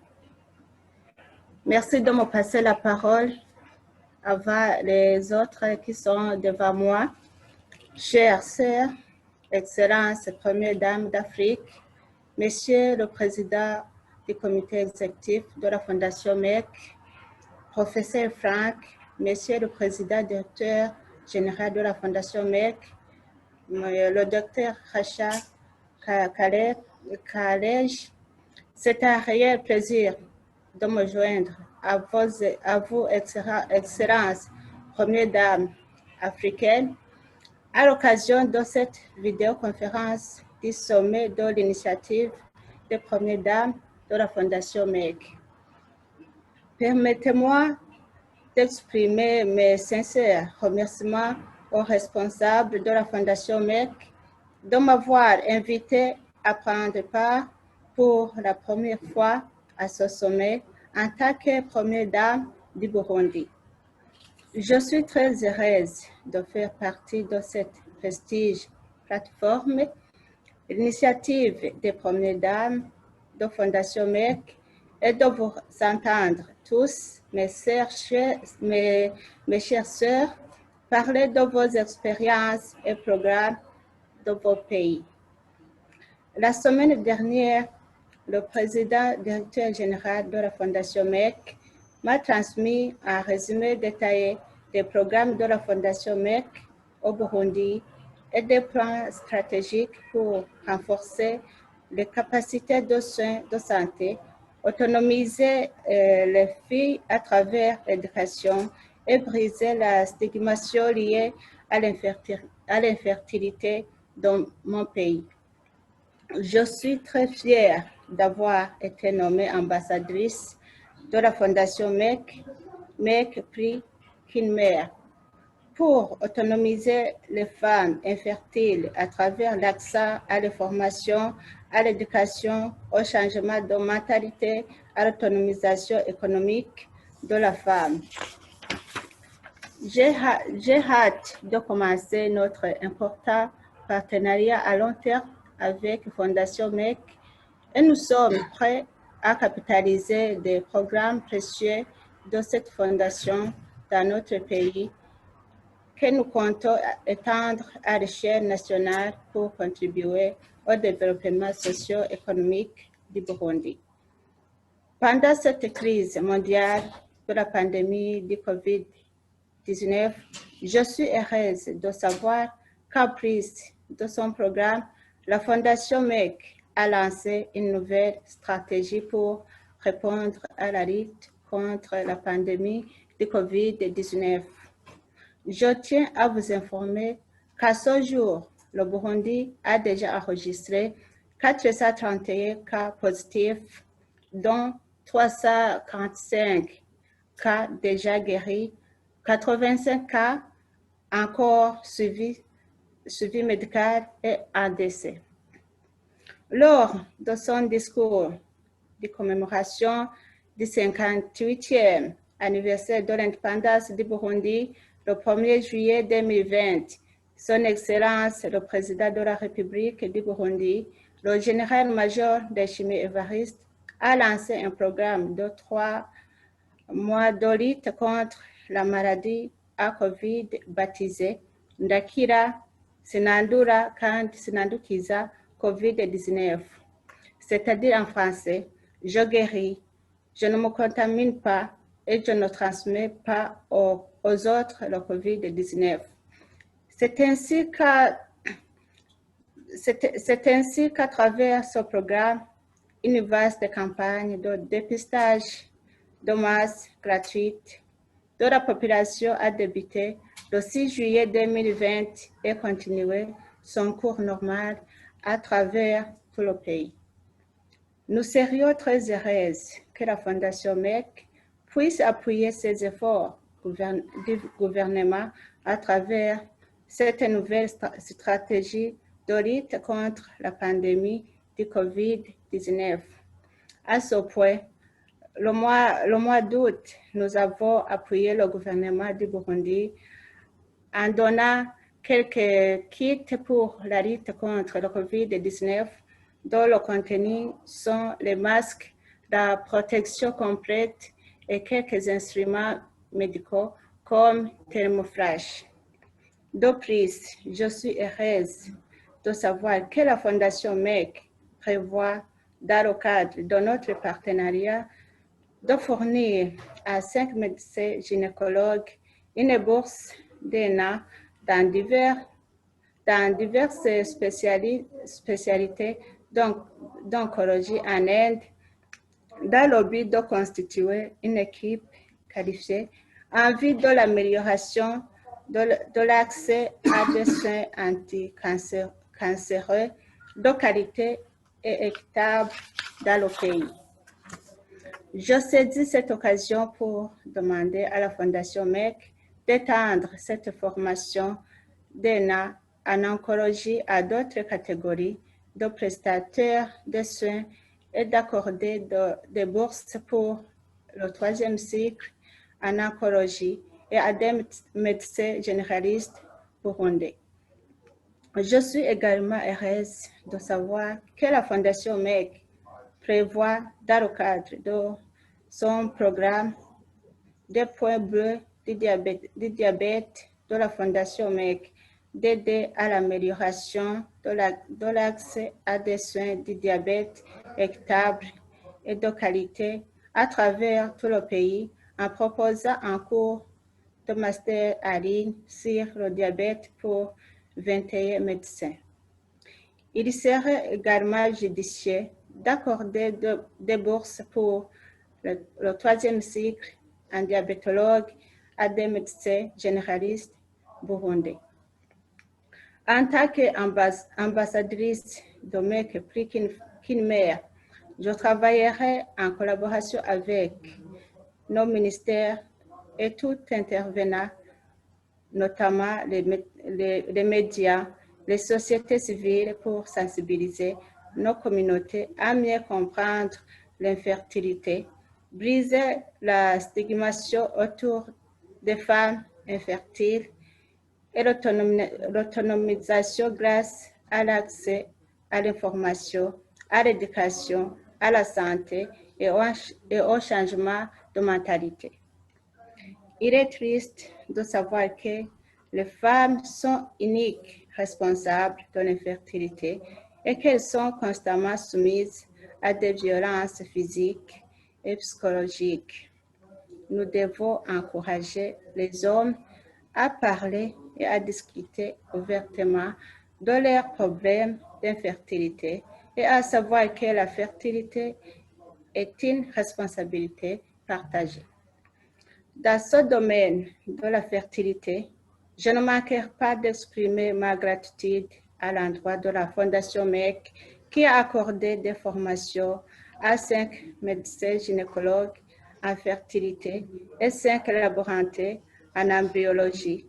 Je souhaite que des bourses pour le troisième cycle dans le domaine de la fertilité soient accordées à des médecins généralistes burundais et que les appuis en équipement et en consommables puissent être attribués au centre de prise en charge de l'infertilité.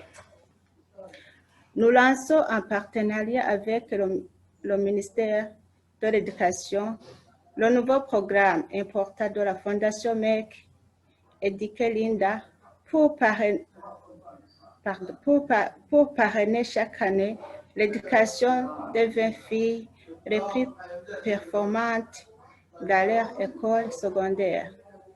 Il s'agit d'une initiative très importante pour autonomiser nos filles en matière d'éducation. Nous réitérons notre engagement.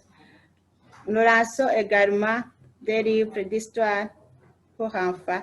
L'histoire de David est faite le bon choix qui promeuvent de fortes valeurs familiales, d'amour et de respect et des valeurs communautaires d'honnêteté et de travail acharné.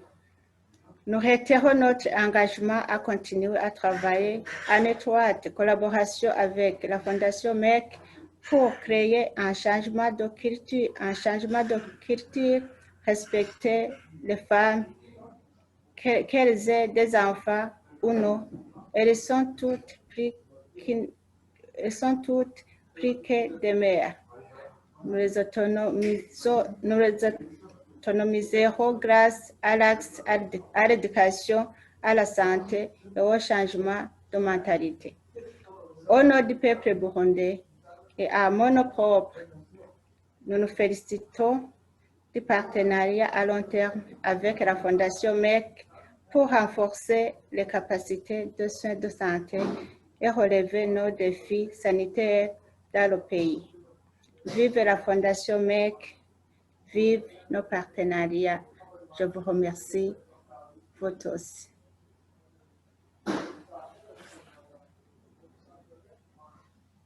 Thank you very much, Madam Angeline. Congratulations again, and safe flight.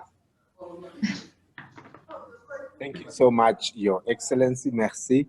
And I know one day we'll also get to come to Burundi and visit, have a safe flight back home. Let me now welcome Her Excellency Dr. Isaura. Merci à vous. Yes.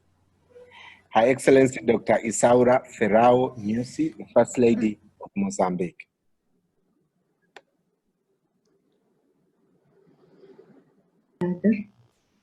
E também, em primeiro lugar, saudar a todos os presentes e felicitar a primeira-dama do Burundi, a primeira-dama do Malau,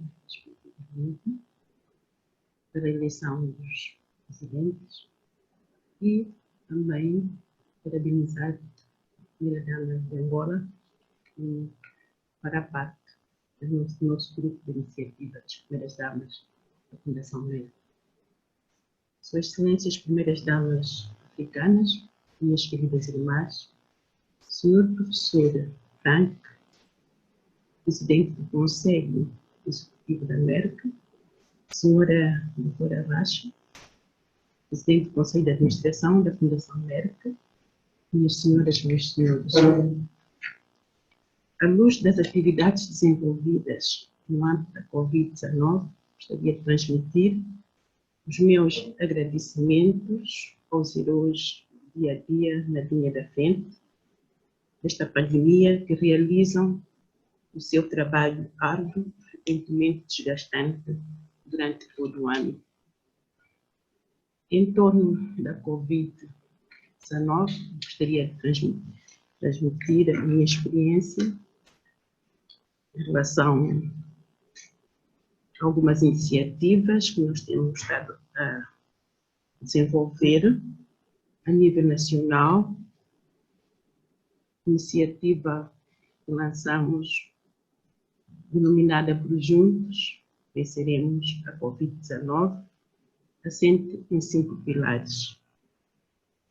Primeiro é a disseminação massiva, inclusiva das medidas preventivas por meio das plataformas de comunicação social.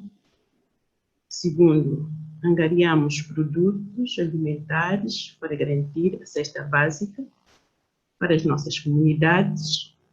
Terceiro, angariamos material hospitalar, equipamento de proteção para os profissionais da linha da frente em resposta à Covid. Intensificamos a vigilância para a mitigação de casos de violência baseada no género. Protegemos a saúde e o bem-estar das crianças, mulheres, idosos, pessoas com deficiência. Permitam-me aproveitar este momento para agradecer à Fundação Merck por tornar possível a realização deste valioso encontro e auguro que possamos nos encontrar pessoalmente em breve. Como podemos ver, estamos todas com saudades de uma das outras, né? Gostaria de aproveitar esta oportunidade para agradecer sinceramente pelos programas valiosos que realizamos em cooperação com a Fundação Merck no âmbito da iniciativa Embaixadora da Merck, mais do que uma mãe. Suas Excelências, Primeiras Damas de África, fico bastante satisfeita com o forte empenho da Fundação Merck de melhorar cada vez mais o desempenho do setor da saúde pública em toda a África. Portanto, permitam-me partilhar com Vossas Excelências os resultados da nossa parceria. Em 2019, lançamos oficialmente a nossa parceria ao longo prazo com a Fundação Merck, com o apoio do gabinete que dirijo e do nosso Ministério da Saúde, para desenvolver a capacidade de tratamento do cancro, diabetes e fertilidade e definir as intervenções para quebrar o estigma da infertilidade e empoderar as meninas através da educação nos próximos 5 anos. Estamos muito orgulhosos e felizes para manter a parceria com a Fundação Merck e pelo fato de trabalharmos com estreita colaboração para apoiarmos na consolidação da capacidade do sistema de saúde e formação dos nossos provedores de saúde, principalmente durante a crise global, enfrentamos uma enorme pressão no sistema de saúde. Continuarei a trabalhar em estreita colaboração com o nosso Ministério de Saúde para identificar os candidatos certos que farão parte dos programas de bolsas de estudos e formação em Oncologia, Diabetes e Fertilidade. Atualmente, temos 14 médicos, sendo um de cada província, que se inscreveram pela primeira vez no curso de mestrado em Diabetes e será ministrado em português através do projeto Ponto Jesus de Diabetes da Fundação Merck. Agradecemos o apoio contínuo do nosso Ministério de Saúde e da Fundação Merck no acompanhamento destes candidatos. Aguardamos com enorme expectativa a recomendação de mais candidatos que possam se inscrever no curso de mestrado em diabetes, para que possamos aumentar a capacidade de tratamento em diabetes em Moçambique.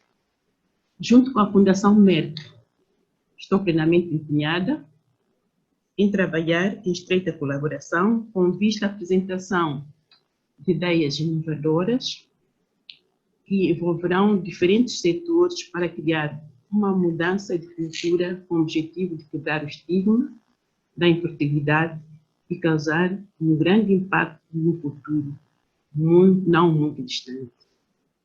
As 2 ou 3 iniciativas incluirão o Prêmio de Jornalismo, Merck Mais do que uma Mãe, e a formação de jornalistas em matéria de saúde.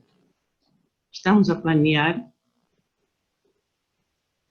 realizar a primeira formação de jornalistas em matéria de saúde no âmbito de cooperação com a Fundação Merck em Moçambique, após o fim do confinamento, para capacitar os jornalistas sobre padrões internacionais e ética da mídia sobre como reportar questões delicadas como a infertilidade em África. Isso irá beneficiar os jornalistas na compreensão dos problemas de infertilidade nas comunidades africanas e aprender de boas práticas de mídia para cobri-las com o objetivo de quebrar o estigma e sensibilizar as nossas comunidades através de todos os meios de comunicação. Também anunciaremos o convite à apresentação de candidaturas para o Prêmio de Jornalismo Merck Mais do que uma Mãe. Com vista a disseminar a nossa resposta à Covid-19, anunciaremos o convite à apresentação de candidatos para os prêmios de jornalismo Fica em Casa, em Moçambique. O tema dos prêmios é elevar a consciência sobre como manter-se seguro, física e mentalmente saudáveis durante o bloqueio do coronavírus.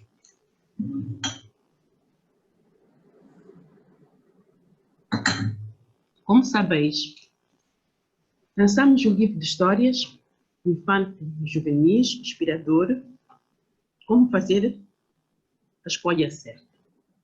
Estamos ansiosos para trabalhar de perto com a equipa da Fundação Merck no novo programa Educar Serafina, com o objetivo de empoderar as meninas por meio da educação e para lançar o livro de histórias Educar Serafina.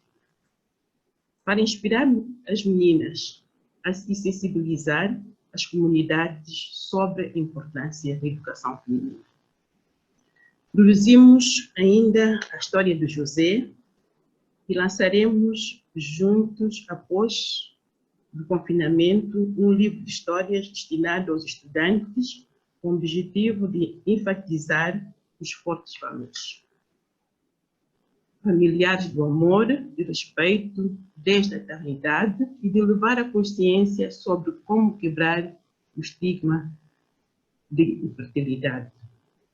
Tenho orgulho de trabalhar com as nossas excelências, as primeiras damas, através da nossa plataforma, iniciativa das primeiras damas da Fundação Merck, para ajudar as mulheres, os jovens as nossas comunidades, os nossos jovens médicos a serem os futuros especialistas da saúde, e aguardo ansiosamente que me reencontre pessoalmente com as vossas excelências na Zâmbia no próximo ano.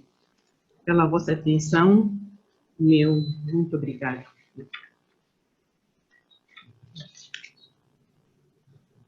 Thank you so much, Your Merci.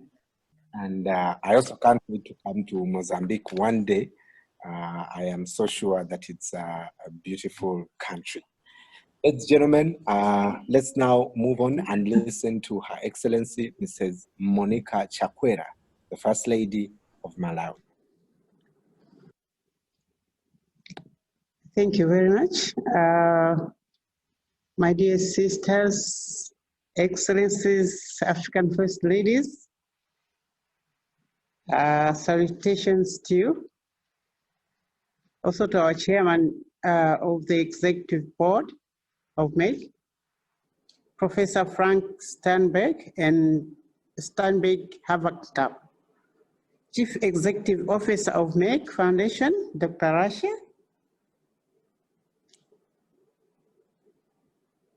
I'm very, very happy to be part of this initiative, this meeting,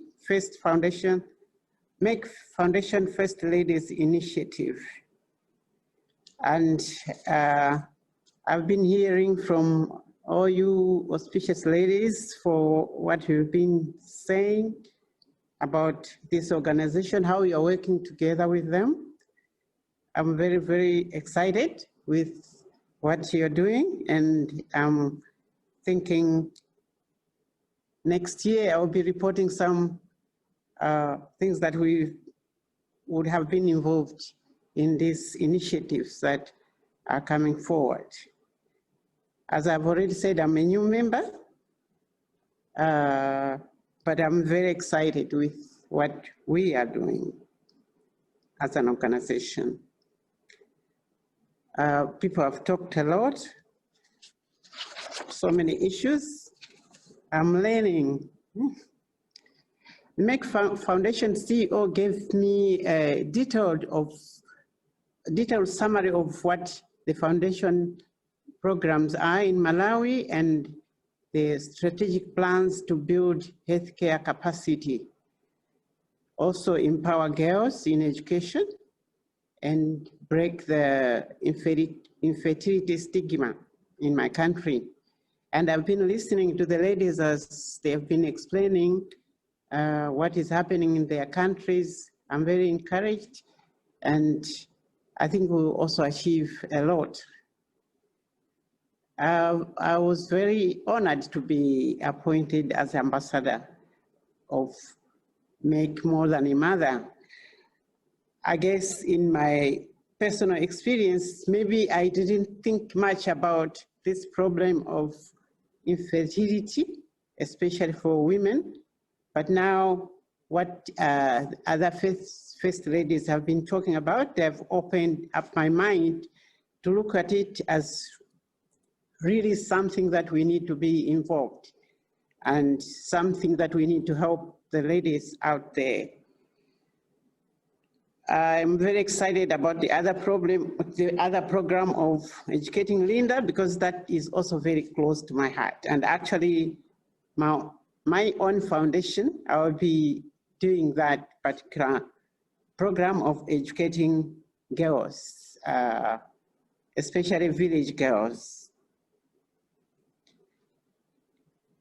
As it's becoming clear that COVID-19 global crisis will be with us for some time, we are interested more than ever in building healthcare capacity and training our local doctors who are our first line defense and the heroes of the battle at hand. Therefore, I'm very happy to know that Merck Foundation has embarked on a new strategy to respond to coronavirus pandemic, focusing on several areas. One of these areas is to provide an online one-year diploma for doctors in many medical specialties, such as diabetes, cardiovascular, endocrinology, sexual and reproductive health, respiratory and acute medicine. Together with our Ministry of Health, we are soon going to share a list of doctors to be enrolled into these different diplomas. I was also happy to learn that others are graduating very soon in other countries. I'm encouraged by that to say that that will be very helpful to our country as well in these areas. And we believe this will contribute towards shaping the healthcare sector landscape in Malawi and improve access to quality and equitable health care solutions. Through our long-term partnership with Merck, we are looking forward to have hundreds of doctors across the country benefit from these programs to be able to provide better care to our patients and our communities. Like other first ladies have already said, this is very helpful because like we have this pandemic come up upon us suddenly. If doctors are not trained, then we'll all be in trouble. But if they have this training, and it's like Merck knew that some things like this will happen. And those that have already trained, I'm sure were very, very helpful to the citizens in the countries.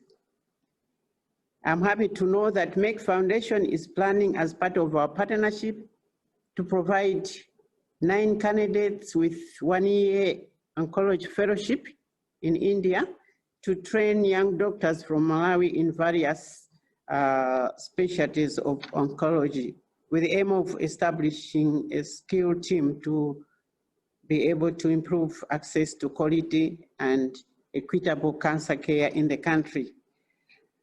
That will be meeting quite a big need, especially in our country, because our cancer center is not, they are not very well equipped with doctors that would be readily available to help with this situation. So this will be very, very helpful, and I'm looking forward to even training more doctors on this issue. When these people get trained, especially in the cancer knowledge that you're offering, our cancer centers will be very readily available to help people. We are planning to, therefore we are planning to enroll more doctors in the next batches that you will be offering. Like I said, we lack specialties in those areas. We will soon announce the winners of Stay at Home Media Recognition Awards in Malawi, which was launched to raise awareness on how to stay safe and keep physically and mentally healthy in the light of the COVID-19 pandemic. It is also important to mention that through Make More Than a Mother campaign, we are going to make history together through training the first fertility specialists and embryologists in Malawi to establish a strong platform to assist infertile couples in the country for the first time, at least to be helped by the local experts that we have trained. I'm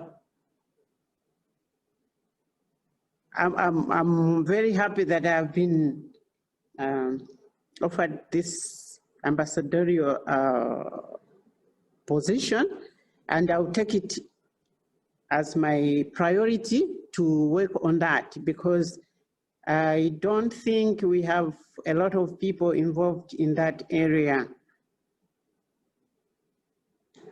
in this area, we are first of all going to enroll 3 candidates in the upcoming batches. As soon as the travel situation gets better, these 3 people will go to learn on these issues and help us. As more than a mother ambassador, I will work in collaboration with our government line ministers to sensitize our communities, and more especially in the rural areas, to better understand infertility, to break the stigma. As they say, prevention is always better than cure.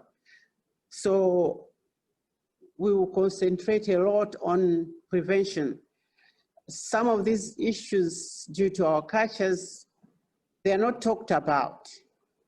That's why sometimes we have bigger problems than we should have. But I'll make sure that we do talk about them, especially in the villages, and come up with help, especially identify problems so we can prevent the infertility issue. As we say, this campaign is very critical for my country and for Africa at large. I will fully support the initiative as the First Lady of Malawi and also as a woman, because it's also very close to my heart. I have relatives, friends who have gone through those issues, those stigma type of situations. This will help me to understand the issue better and help other people better.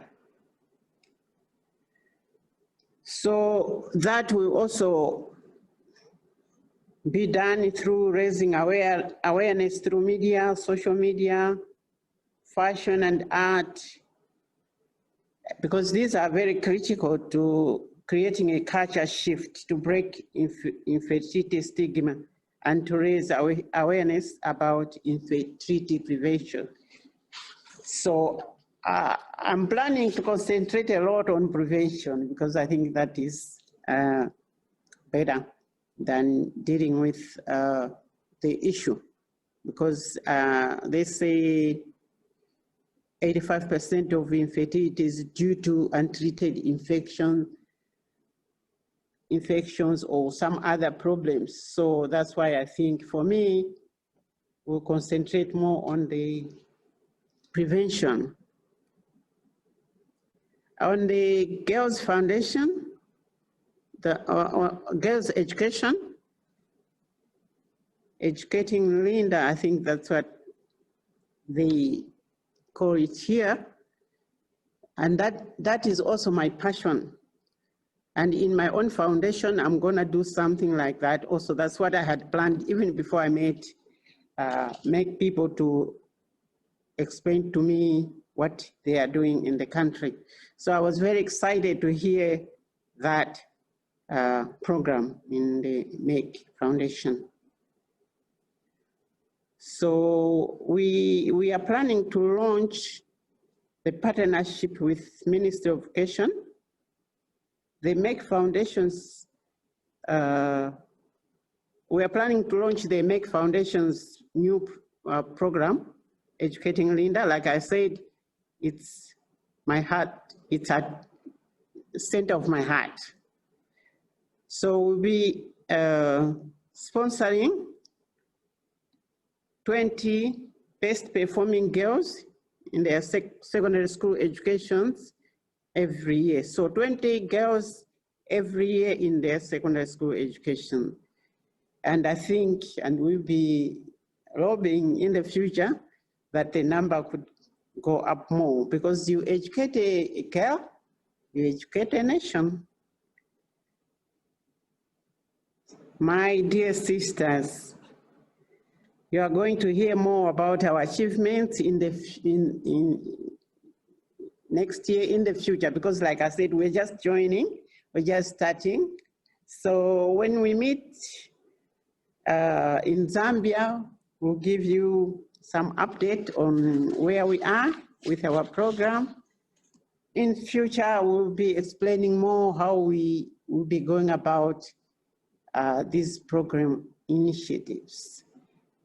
I'm hoping that we will report progress like other first ladies have been reporting here on where they are now, how they've been helped. Now with 2 months in the office, there isn't much I can say, but I promise to say a lot next time we meet. Thank you very much. I thank you for listening. Thank you very much, Madam Monica. Congratulations again and welcome to our platform. And we're sure that we will make it a great success together in the future. Congratulations again, Your Excellency, and I'm definitely excited that you have joined this platform. I had never experienced Jollof until the last time we were in Ghana, and please allow me to welcome Her Excellency, the First Lady of Ghana, Mrs. Rebecca Akufo-Addo. Hello, everyone. My dear sisters, Your Excellencies, African First Ladies, Chairman of Executive Board of Merck. Your Excellency, you are on mute. Unmute, yes. No, it's on mute. Sorry? Please, talk. Okay, shall I start again? Can you hear me? It's on mute. It's on mute. It's different to mute.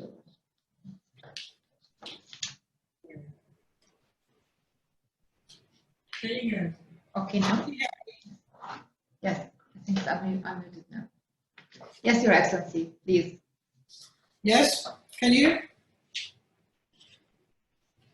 Can you hear me? I don't believe this. No, we are. Yes, we can, Your Excellency. We can hear you loud and clear. Please proceed.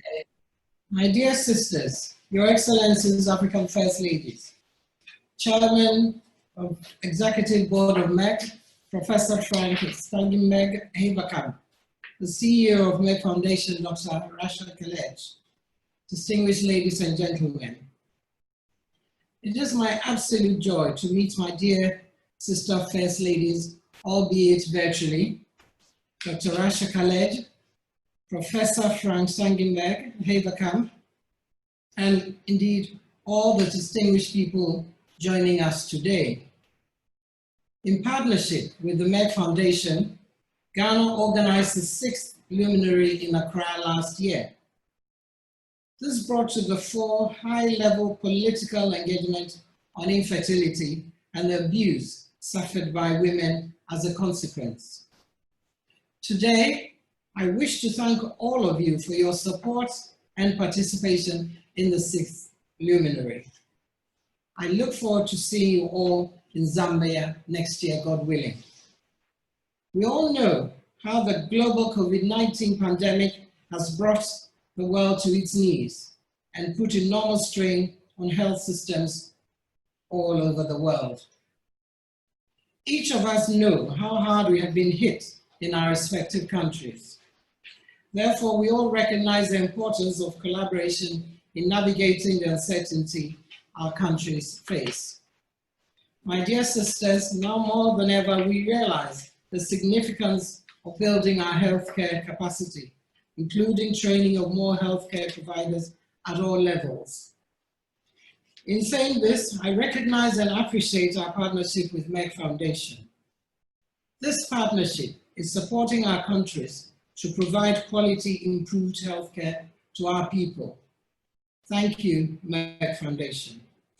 It is important for me to mention some of the things we have done with Merck Foundation in Ghana. With the support of Merck Foundation, many of our healthcare providers have received critical specialty training in the fields of cancer, diabetes, cardiology, endocrinology, respiratory, acute medicines, sexual and reproductive medicines, fertility, and embryology. I am proud to say 8 doctors have successfully completed their one-year diploma in diabetes and cardiovascular preventive medicines. 10 more doctors are scheduled to enroll in a 2-year diploma and a 3-year master's program. Again, 5 more doctors are to be enrolled in a 1-year online endocrinology program.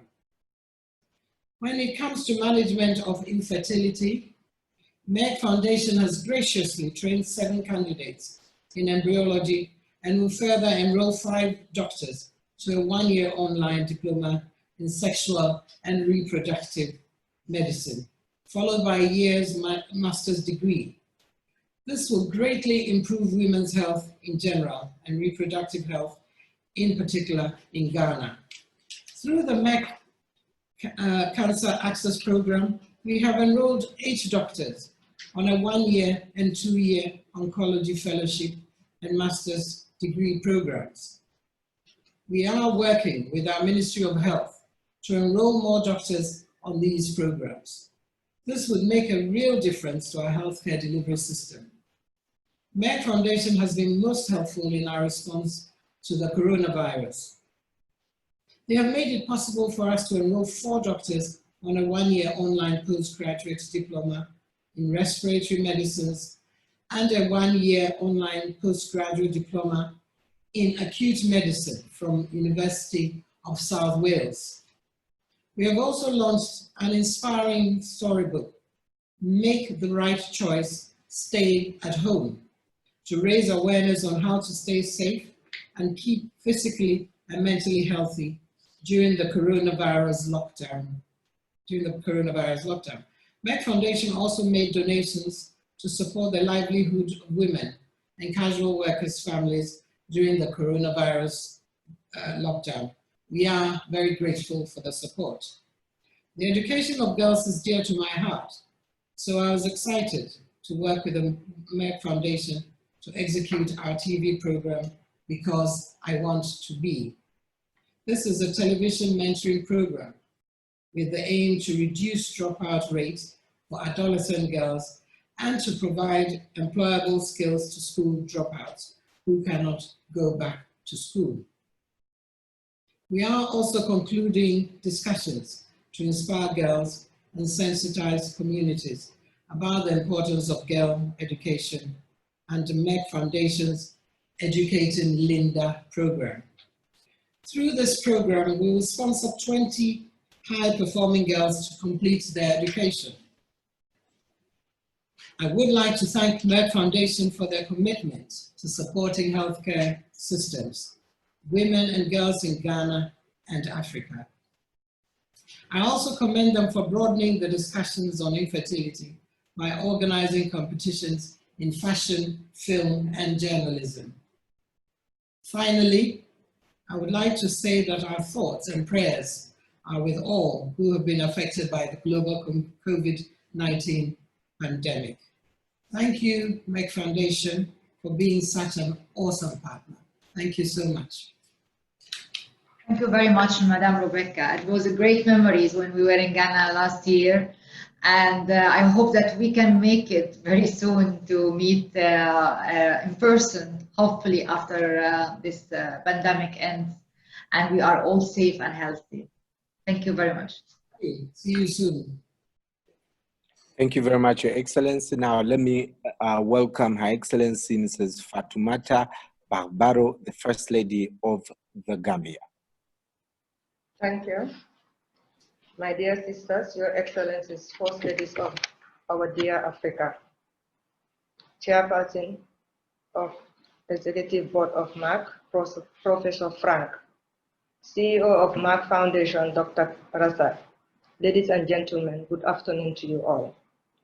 I am pleased to be part of the Merck Foundation platform this year, and I wish to begin by expressing my sincere appreciation and gratitude to our everyday heroes, our healthcare workers.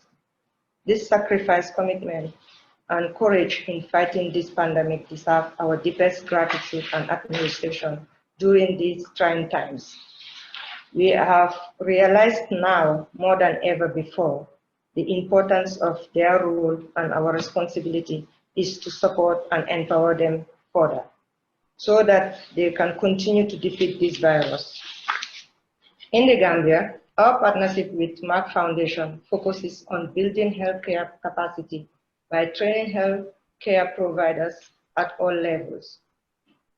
Our long-term partnership have been to build healthcare capacity in the fields of diabetes, cancer, and infertility care for the next decade. These programs commenced in 2018 with the objective of making significant impact on the future of our health experts to be able to have a positive effect in our overall healthcare system. So far, 10 health professionals have received specialized training with regards to fertility, embryology, oncology, and diabetes through our collaboration with Merck Foundation. From September this year, I am pleased to inform that we have enrolled 25 more Gambian doctors in an online diploma and master degree at the University of South Wales. These doctors will study diabetes, sexual and reproductive medicine, and acute medicines. This will definitely contribute significantly to the Gambians' health security. We are also pleased to announce that together with Merck Foundation, we are providing postgraduate diplomas in acute and respiratory medicine due to the current COVID-19 public health emergency. Our joint efforts against the coronavirus also include the launching of an inspiring storybook entitled Make the Right Choice. This story aims to raising awareness at the coronavirus as well as to give important information on how to stay safe and healthy during these unsettling times. It is also promotes healthy, loyalty, and hard work even under the most challenging circumstances. We have also announced the call for applications for the Stay at Home Media Recognition Award in the Gambia in partnership with Merck Foundation. The theme of the award is raising awareness on how to stay safe and keep physical and mental health during COVID-19 lockdown. The winners of this award will be announced soon. Another important aspect of our intervention is the donation of basic food commodities and sanitary materials to various communities in collaboration with various local and international partners. I am very pleased that Merck Foundation have also made a donation to this cause of supporting the livelihood of vulnerable communities during the coronavirus lockdown. We are planning to do the first Merck Foundation health media training in the Gambia to train journalists on the international standard and media ethics for reporting sensitive issues like infertility in Africa. This will benefit the journalists and understanding infertility in Africa communities and learn the best media practice with the aim to break its stigma by sensitizing our communities. We shall also announce the call for application for the Merck More Than a Mother Media Recognition Award. In my capacity as a Merck ambassador, More Than a Mother in the Gambia, I work to empower infertile women through access to information, education, healthcare, change of mindset. Furthermore, as She Trade Champion for Education, we are closely working on the new program with the aim to empower girls through education.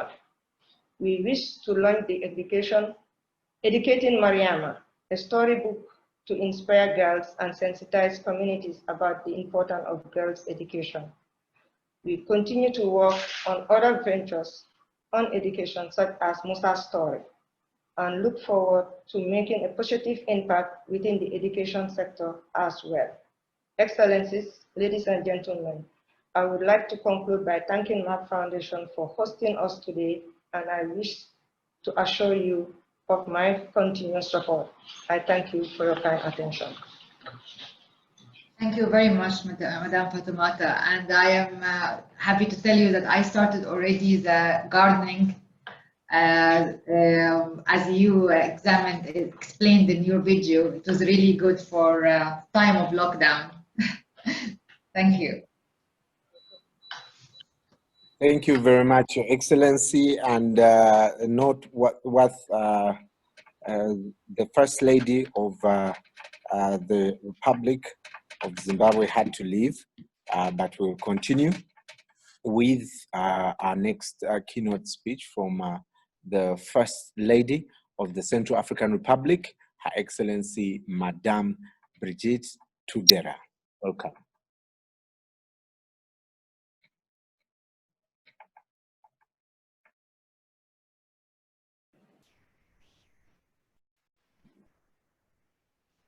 Mes chères sœurs, Excellences Premières Dames africaines, Professeur Frank Stangenberg Haverkamp, Chairman of Executive Board of Merck, Dr. Rasha Kelej, CEO of Merck Foundation.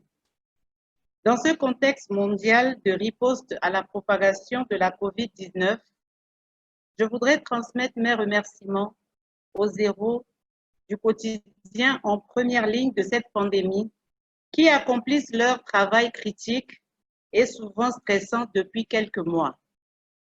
Merci à la Fondation Merck pour avoir permis cette précieuse réunion et je souhaite que le Dieu Tout-Puissant puisse nous offrir l'occasion de nous rencontrer physiquement dans un avenir très proche. Je voudrais profiter de cette occasion pour apprécier grandement les programmes précieux que nous avons menés avec la Fondation Merck en tant qu'ambassadrice de Merck plus qu'une mère. Excellence Première Dame d'Afrique, je suis très heureuse du ferme engagement de la Fondation Merck pour faire progresser le secteur de la santé de mon pays et celui de l'Afrique tout entière. Par conséquent, permettez-moi de partager avec vous les résultats de notre partenariat depuis 2016.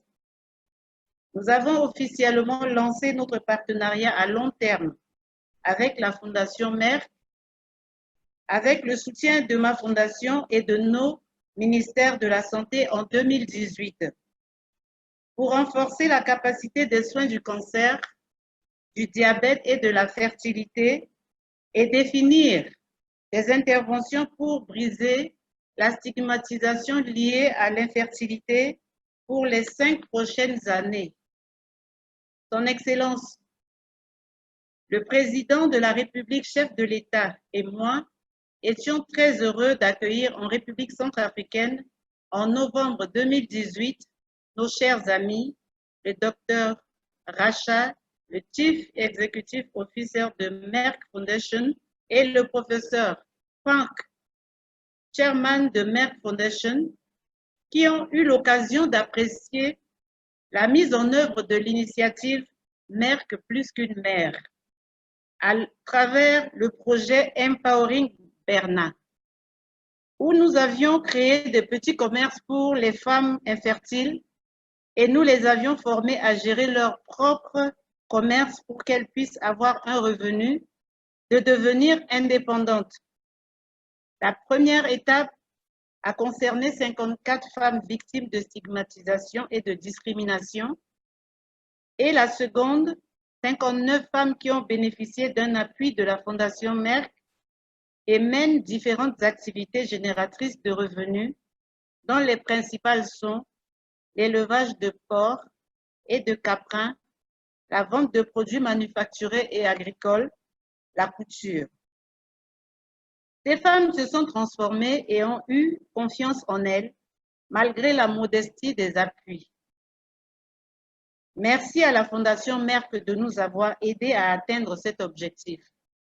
Au nom de la République centrafricaine, nous sommes très fiers et heureux de nous associer à la Fondation Merck et de travailler en étroite collaboration avec eux pour nous soutenir dans la réalisation des objectifs de développement social de la République centrafricaine et du reste de l'Afrique. Dans le cadre du programme avec le ministère de la Santé, un médecin a obtenu son diplôme pour être le premier oncologue gynécologue en République centrafricaine, qui sera d'une grande aide afin d'apporter de meilleurs soins de santé aux femmes. Pour le cours de master sur le diabète, un candidat sur 4 a totalement terminé sa formation. Par contre, le médecin retenu pour la formation sur l'infertilité n'a pas réussi à faire le déplacement en Inde. Nous sommes disposés à envoyer d'autres candidatures dès que Merck reprendra ce programme. En collaboration avec le ministère de la Santé et de la Population, nous avons également transmis une liste de 41 médecins avec leurs coordonnées téléphoniques pour le cours de master sur le diabète. À ce jour, la Fondation a transmis à Merck les CV de 20 médecins sur les 41. Les autres CV seront transmis dès que les médecins nous les auront envoyés.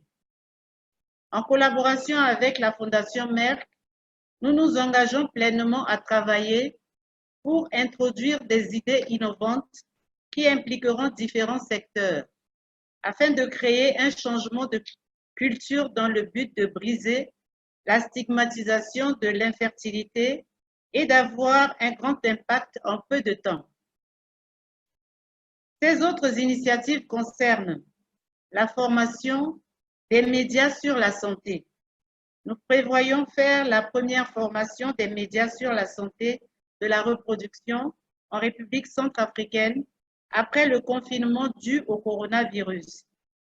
Cette formation sera faite au profit des journalistes, aux normes internationales et à l'éthique des médias pour le reportage des questions sensibles comme l'infertilité en Afrique. Cela permettra aux journalistes de comprendre les problèmes d'infertilité dans les communautés africaines et d'apprendre les meilleures pratiques médiatiques dans le but de briser la stigmatisation. Nous annoncerons également l'appel à candidature pour le prix de reconnaissance des médias Merck plus qu'une mère. Nous travaillons également en étroite collaboration sur le programme Éduquer Wandara pour inspirer nos filles et sensibiliser les communautés sur l'importance de leur éducation. Grâce à ce programme, nous prévoyons de parrainer 20 filles performantes afin de leur permettre de terminer leurs études. Les démarches sont en cours pour l'identification de ces filles, mais la suspension des cours à cause de la COVID-19 est à l'origine de ce retard. Nous avons contribué à la finalisation du livre d'histoire inspirant pour les enfants. Faites le bon choix. Un nom local, Bambé, a été proposé pour l'acteur principal et nous attendons le feedback de la Fondation Merck. C'est une histoire très intéressante pour mon pays. Pour notre réponse à la COVID-19, nous avons annoncé l'appel à candidature pour le prix de reconnaissance des médias. Restez à la maison en RCA. Le thème du prix est sensibiliser sur la façon de rester en sécurité et de rester en bonne santé physique et mentale pendant le confinement dû au coronavirus. Nous attendons toujours les résultats de ce concours.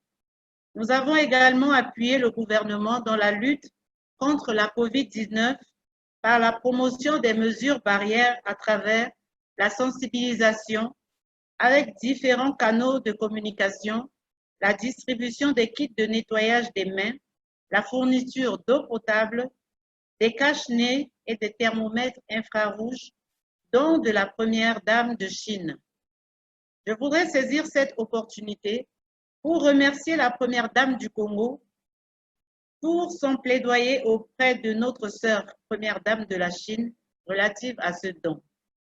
Mes chères sœurs, Excellences premières dames africaines, je suis fière de travailler avec vos Excellences premières dames à travers notre plateforme de l'initiative des premières dames de la Fondation Merck pour aider nos femmes et nos jeunes nos communautés et nos jeunes médecins à devenir les futurs experts en santé. Et j'ai hâte de vous rencontrer en personne en Zambie l'année prochaine, si Dieu le veut. Je vous remercie.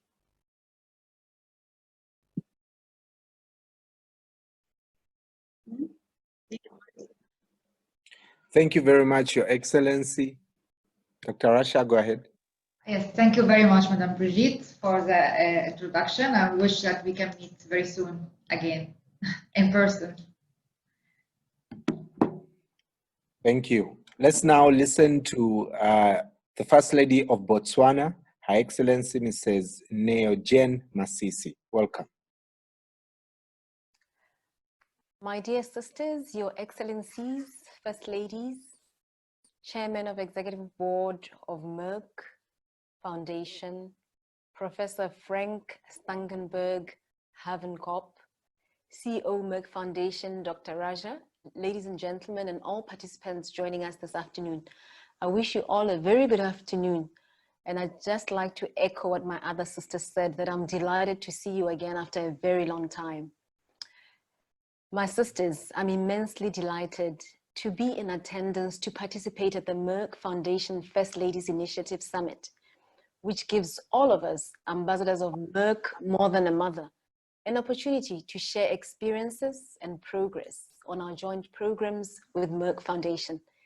In particular, to highlight those initiatives which are in direct response to the COVID-19 pandemic. This pandemic, which is unprecedented globally, continues to threaten and take lives while stealing our livelihoods through its economic toll and burden on all health systems. We have all experienced in one way or another how households are impacted by this pandemic. Furthermore, we are aware how the pandemic has impacted women and girls in disproportionate ways greater than other population groups. These current times, more than ever before, demand that, as mothers of our respective nations, we reflect upon the unique responsibilities which come with our role. I wish, therefore, to take this opportunity to thank Merck for providing this platform where we can share notes regarding our valuable partnership with them. Excellencies, First Ladies of Africa, my dear sisters, we started our partnership with Merck Foundation in 2018. The main benefit from this partnership has been in the area of capacitating our doctors, which adds to our human capital pool of health experts. We have since then been able to implement the first pilot project of Merck Foundation Diabetes Blue Points program. A program, as we all know, designed to improve access to equitable and quality diabetes care across Botswana. The program, which is primarily for doctors, is provided through a one-year online postgraduate diploma in diabetes management. Candidates who scored a distinction in the postgraduate diploma course are then enrolled on the online masters in diabetes management. After completion, these doctors should then be able to establish a diabetes clinic in their health centers with the aim of preventing or managing the disease in their respective communities. This initiative aligns very well with the country's strategy to strengthen primary health services. In particular, I must mention that it is in alignment with our Botswana's 5-year National Strategic Framework on NCDs, launched in June 2019 by our President, His Excellency Dr. Mokgweetsi Eric Masisi. To date, I'm happy to report that 7 doctors have graduated from the one-year diploma. Of these 7, 2 have enrolled as candidates for the one-year master degree course. In addition, we have 9 candidates that have enrolled onto the online diabetes master course accredited by Diabetes UK. We have also enrolled 7 doctors to a one-year online postgraduate diploma in sexual reproduction medicine, and I'm closely in contact with the Ministry of Health and Wellness to ensure that these unique opportunities are seriously pursued so that women's health, and in particular, reproduction health, is significantly improved in my country. The overall purpose is the establishment of a strong platform of fertility experts nationwide who can contribute effectively to our objectives to break the infertility stigma. Furthermore, we have enrolled 2 doctors to a 1-year online postgraduate diploma in Endocrinology or Preventive Cardiovascular Medicines. This offering by Merck Foundation was as a direct response to the coronavirus outbreak. Doctors have enrolled for a 1-year online postgraduate diploma in Respiratory Medicines and another 1-year online postgraduate diploma in Acute Medicine. These programs are intended to advance the doctor's skills in these fields to better manage COVID-19 patients. All these programs will add immense value to the health sector in Botswana. Similar to other sub-Sahara countries, we know there's a critical shortage of local specialists at our public facilities. Excellencies, I note with satisfaction that Merck Foundation is strongly committed to advancing public health care sector across Africa. This act of generosity is no doubt a valuable contribution to our social and economic development, especially in light of the current global pandemic and the resultant health challenges. My office has deferred the launch of More Than a Mother campaign because of the current pandemic. But I must report that there's a team that is being constituted comprising our Ministry of Health and Wellness and my office to organize this much awaited launch. We will pursue the other Merck More Than a Mother initiatives, i.e. the fashion awards, the media training, the media recognition awards, and the song with local creators. GBV is currently a concern in my country. Headlines around gender-based violence are common. You would see child case rape rise during lockdown. Police reveal shocking rape statistics. All these are all too familiar during the pandemic. Women and girls are suffering a second pandemic, which is gender-based violence, sexual abuse, rape, and killing in some extreme cases. As African First Ladies, the vulnerable are naturally looking up to us to make our contribution, to act, to speak louder as we use our advocacy stage. May I then at this point request Merck Foundation to support our messaging in our advocacy and awareness efforts in this regard of GBV. And I was thinking the other day that perhaps we could have a poster competition, posters posted all around to send this very strong message that no to GBV. We could also have a singing competition, again sending out the same strong message. Let me conclude by appreciating the vision and strategic approach of the Merck Foundation in providing specialty training in very important fields that we need. These programs have proved to be worthy indeed, particularly in the face of the coronavirus pandemic. They will not only advance healthcare capacity in Africa, but they will also be a motivation for our doctors and nurses who are the frontliners during this novel pandemic. Excellencies, I wish to once again thank Merck Foundation for hosting us today. Professor Danke Schön, and to Raja Shukran for the continued partnership with our countries and particularly these valuable programs which serve to advance our healthcare sector to be able to cope with challenges of the century. I look forward to meeting you all at the 7th edition of the Merck Africa Asia Luminary to be held in Zambia in 2021. My dear sisters, until we meet again in person, may I wish you all, together with your families, good health and stay safe. I thank you.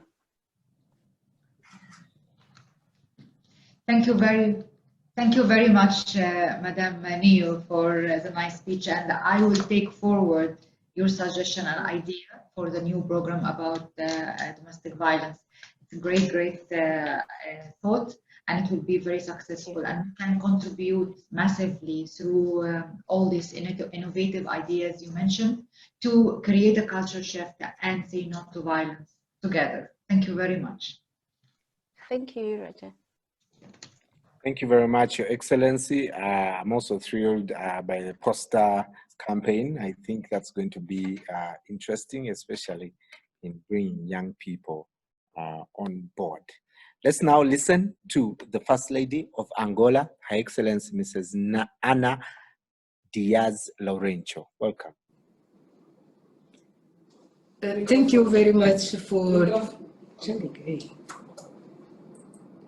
Thank you very much, the moderator, for this opportunity. Good afternoon, everybody, my dear sisters. Queridas irmãs, excelências primeiras damas africanas, senhor presidente do Conselho Executivo da Merck, professor Frank Stangenberg Haverkamp,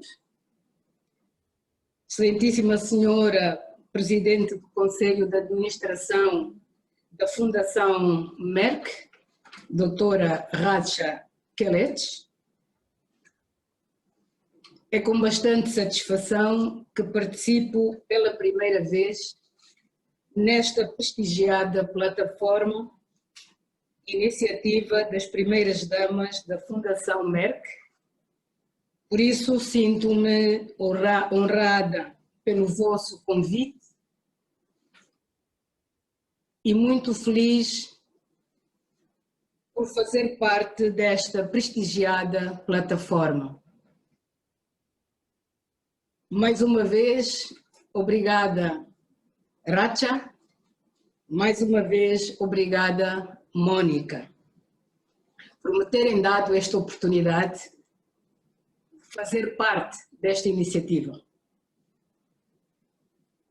Vivemos tempos difíceis neste contexto da pandemia da Covid-19.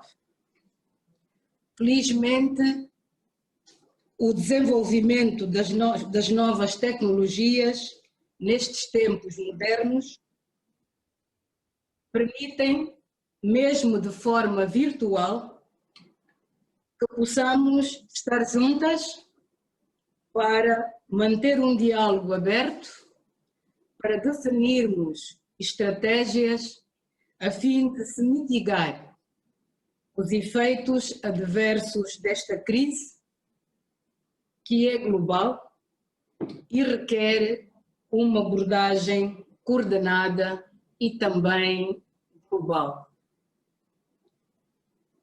Como novo membro desta iniciativa, e sendo esta a minha primeira participação, acredito que estes encontros têm sido uma oportunidade para aprender, partilhar e beneficiarmos das histórias de sucesso e das experiências de umas e de outras.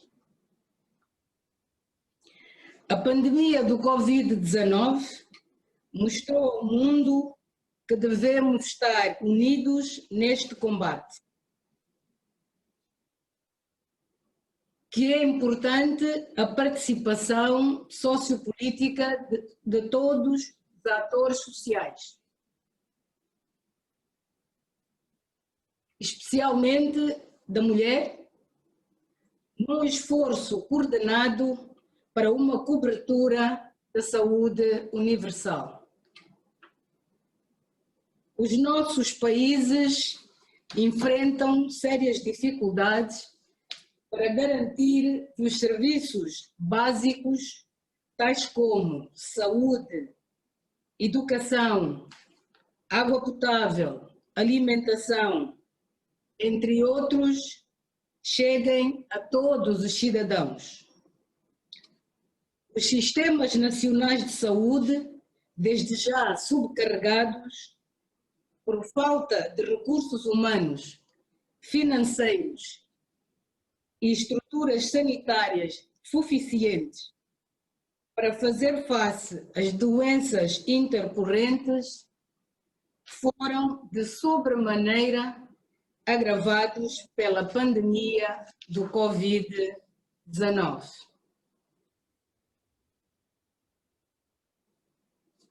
Se, por um lado, o distanciamento social e o confinamento são necessários na luta contra o Covid-19, essas intervenções também criam novos problemas e exacerbam os existentes.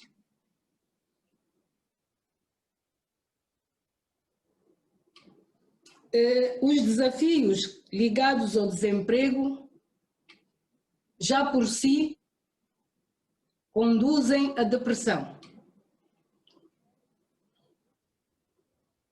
Associados ao distanciamento social e ao confinamento que estamos agora forçados por causa do Covid, põem de certeza em risco as famílias já fragilizadas e criam condições para o aumento da violência doméstica. Em condições normais, a gestão diária do agregado familiar é difícil.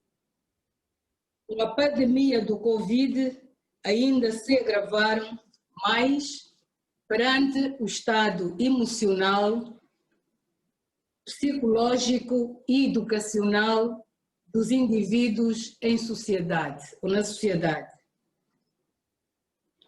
O governo angolano estabeleceu estratégias de prevenção e combate ao Covid-19 com apoio de toda a sociedade angolana, incluindo o setor público e privado, as organizações da sociedade civil, parceiros internacionais, músicos e outras individualidades. Neste momento, as estatísticas são conhecidas e aumentam a uma velocidade vertiginosa. A população foi aconselhada a cumprir e a respeitar as medidas de prevenção e as regras de quarentena. Como incentivo, foram distribuídas cestas básicas alimentares, ajuda monetária e financeira às famílias mais carenciadas e outros incentivos para encorajar as famílias a ficar em casa. Medidas de biossegurança estão a ser implementadas e estão a ser melhoradas as condições assistenciais com a construção de unidades sanitárias de campanha com vista a aumentar a oferta de serviços especiais no que diz respeito ao rastreio, à testagem e ao tratamento dos potenciais casos de Covid-19. Ao mesmo tempo, campanhas de disseminação e de sensibilização de todos os cidadãos, com foco em mensagens ligadas ao distanciamento social, ao uso correto de máscaras, ao uso do álcool gel, entre outros, têm sido desenvolvidas. Permitam-me que aproveite esta oportunidade para saudar e congratular a Fundação Merck pela estratégia que adotou para dar resposta à pandemia do Covid-19 através de ações em diversas áreas com foco na comunidade. No início deste ano, a presidente do Conselho de Administração da Fundação Merck, a senhora Rasha Kelej, visitou Angola e discutimos detalhadamente os programas da Fundação Merck e decidimos que as nossas equipas deveriam trabalhar em conjunto desde aquela altura. Infelizmente, a crise e o bloqueio do Covid-19 uma semana após essa visita, impediu de cumprirmos 100% os planos que preconizamos. Não obstante, conseguimos, com o apoio da Fundação Merck, lançar o Prémio de Jornalismo Stay at Home, Fique em Casa, em português. Esperamos o anúncio dos vencedores para breve. Com o nosso Ministério da Saúde, estamos a partilhar, vamos oportunamente compartilhar a lista de profissionais de saúde candidatos ao mestrado online em gestão clínica das diabetes, pela primeira vez em língua portuguesa, como parte do programa Diabetes Bluepoints. Estamos ansiosos que os nossos médicos possam beneficiar deste mestrado para proporcionar um melhor tratamento aos pacientes com diabetes, que também são considerados um grupo de risco da Covid-19. Esperamos que os médicos angolanos se inscrevam no programa de bolsa de estudo em Oncologia e em várias outras especialidades médicas, a ter lugar na Índia, tão logo a situação e as restrições impostas pelo Covid terminem. Este é um programa crítico para Angola, pois irá permitir o incremento do número de oncologistas no país e, por conseguinte, melhorar a qualidade e o acesso equitativo ao tratamento do cancro para os nossos concidadãos. Para adaptar ao contexto sociocultural de Angola, que se debate com o problema da maternidade precoce e o insucesso escolar, que tem perpetuado os ciclos de pobreza extrema entre gerações, e tal como acordamos, doutora Rasha, durante o nosso encontro em Luanda, estou a trabalhar com a minha equipa e naturalmente com a Fundação Merck, o programa Educar Linda, que visa empoderar as meninas através da educação e eliminar o casamento infantil. Dado o isolamento imposto pela pandemia da Covid-19, não foi possível apresentar-lhe e discutirmos as nossas ideias em março passado, no Dubai, como estava previsto.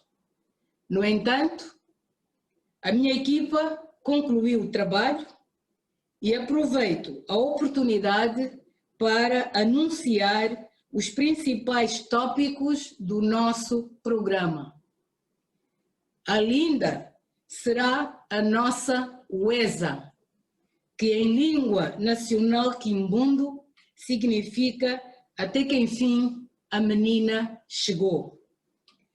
Pretendemos, com o programa Educar UESA, através de ferramentas de desenvolvimento pessoal e profissional, conceder oportunidades a jovens meninas e adolescentes de participarem em iniciativas sobre a construção da sua identidade, sobre educação sexual e reprodutiva, sobre educação financeira, participação cívica e promover o empoderamento social e econômico para conquistarem a autonomia financeira, emocional e intelectual.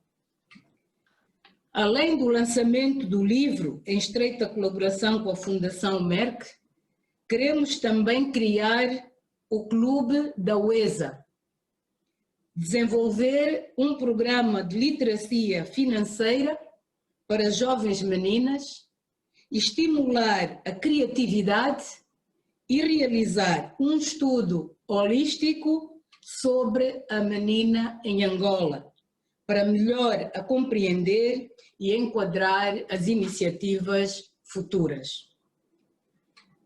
O apoio e a atenção, proteção à menina, é uma causa que toca muito o meu coração e que considero um dos meus principais objetivos como primeira-dama de Angola e como uma mulher africana, por acreditar firmemente que a educação é uma das áreas mais críticas do empoderamento das mulheres. É a área que representa alguns dos exemplos mais claros de discriminação que as mulheres sofrem. Como está evidente na declaração da Unicef, que em África, entre as crianças que não frequentam a escola, há 2 vezes mais meninas que meninos. E entre os adultos analfabetos, há 2 vezes mais mulheres que homens. Portanto, para mim, a educação das meninas é como um direito humano básico. Não é um privilégio e não pode ser um luxo. Principalmente durante esta fase de isolamento, que é mais difícil do que nunca para as meninas vulneráveis usufruírem do seu direito à educação, na medida em que as escolas físicas estão encerradas e o acesso às tecnologias de informação e aos órgãos de comunicação social ainda não é acessível a todos. Eu acredito firmemente que o investimento na educação de meninas transforma comunidades, países e transformará o mundo. As meninas que recebem uma educação formal são mais propensas a levar uma vida saudável e autónoma e menos predispostas à maternidade e ao casamento precoce. Elas têm mais oportunidades de exercer um ofício qualificado, terem rendimentos mais altos e justos do seu trabalho e tomarem decisões sobre a sua vida, assim como podem participar civicamente nas suas comunidades e criar futuros melhores e mais prósperos para si e suas famílias. Para mim, as meninas educadas são agentes de mudança e influência nas suas comunidades. Mas é importante sublinhar que a educação para as meninas é mais do que acesso à escola. Considero que é tudo fazer para que elas se sintam seguras nas salas de aula, em casa, é tudo fazer para que elas sejam incentivadas e apoiadas nas suas decisões, escolhas e iniciativas, incluindo torná-las bem formadas, desenvolvidas com uma autoestima elevada. É trabalhar para orientá-las para suas carreiras e fazer com que prossigam fundamentalmente naquelas carreiras em que geralmente são subrepresentadas. Estou muito entusiasmada para desenvolver esta iniciativa e trabalhar em estreita colaboração com a Fundação Merck para lançar este programa, que é importante, Educar o ESA em Angola. Tenho certeza de que será uma história de sucesso e poderemos contribuir para que as meninas atinjam o seu pleno potencial e realizem os seus desejos e os seus sonhos. Para terminar, gostaria de mais uma vez agradecer à Fundação Merck pela parceria saudar as minhas queridas irmãs, as primeiras damas africanas, e tenho fé que na 7ª edição da luminária Merck África Ásia na Zâmbia, no próximo ano, que a pandemia Covid-19 esteja sob controle e possamos estar juntas. Até lá, oremos ao Altíssimo para que todas nós estejamos seguras e saudáveis, de volta ao nosso normal, para que continuemos a dar o nosso melhor para o bem-estar dos nossos povos, para o desenvolvimento dos nossos países e do nosso continente. Muito obrigada. Thank you very much for your attention. Merci beaucoup. À la prochaine. Thank you very, very much, Madam Anna, and congratulations and welcome to our platform. This is really looking forward to working closely with you, especially on educating Wezi. I hope that I'm pronouncing the name correct, but I'm looking forward to be able to work again on this program with you, especially after coronavirus ends, and meet you again in person. I'm also looking forward to work and launch the Merck Foundation officially in Sierra Leone with Madame Fatima Madabayo, and also to work closely with Madame Brigitte and Madame Aishata Mohamedou in the Empowering Burna project, because we have done several steps forward in this program of establishing small businesses. Of course, also working on all the innovative ideas that we started with Her Excellency First Lady of Namibia, Madame Monica Gengos, and this is going to be actually a great initiative that have a lot of impact in creating a culture shift through many initiatives, and to continue also working on the educating Linda program with because I want to be initiative with Her Excellency Madame Rebecca, the First Lady of Ghana. This is also a very nice program that we started in Ghana through TV channels, and I think it will add a great value also for girls' education. Of course, also working with Madame Neo on the domestic violence and No to Domestic Violence initiative, and this actually will be also a great addition to maybe utilize the same innovative ideas we have done and add more to it. We have done to create a culture shift to break the stigma. We can utilize the similar to it to create a culture shift to end domestic violence. And of course, also looking forward to see Madame Monica, the First Lady of Malawi, and start working on all the programs together.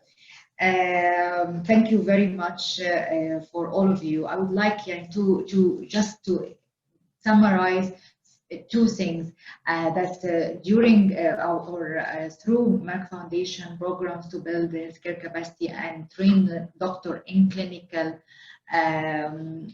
fields like oncology, diabetes, and fertility specialists, we had enrolled almost 500 doctors from 35 countries.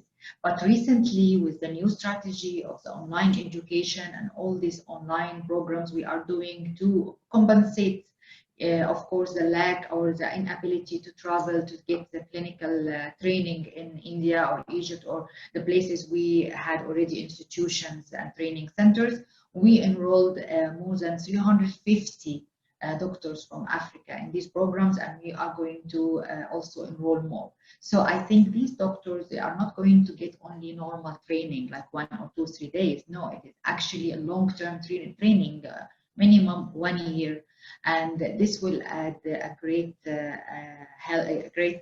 impact to improve the quality and equitable healthcare solutions, because they are all mostly from public sector and they are getting a very high and very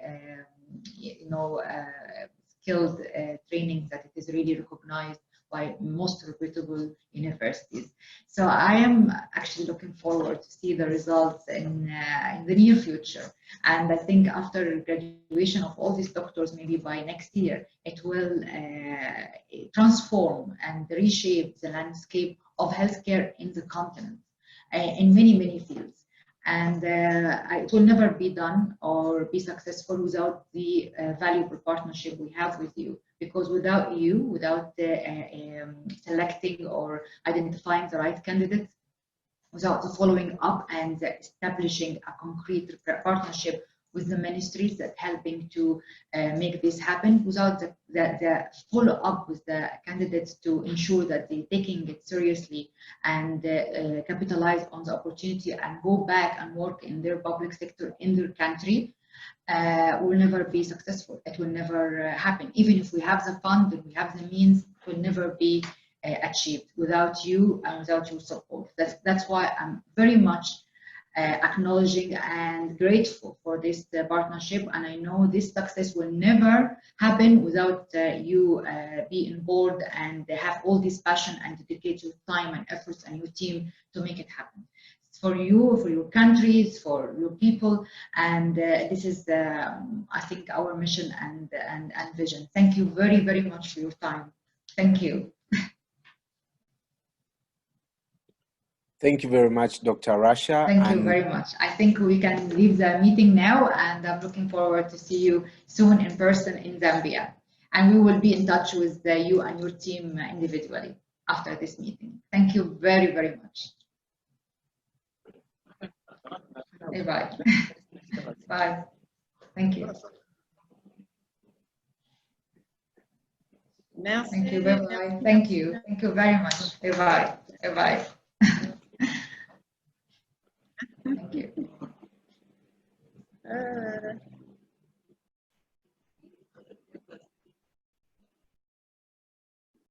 Quand on prépare le document comme ça, on n'est pas stressé.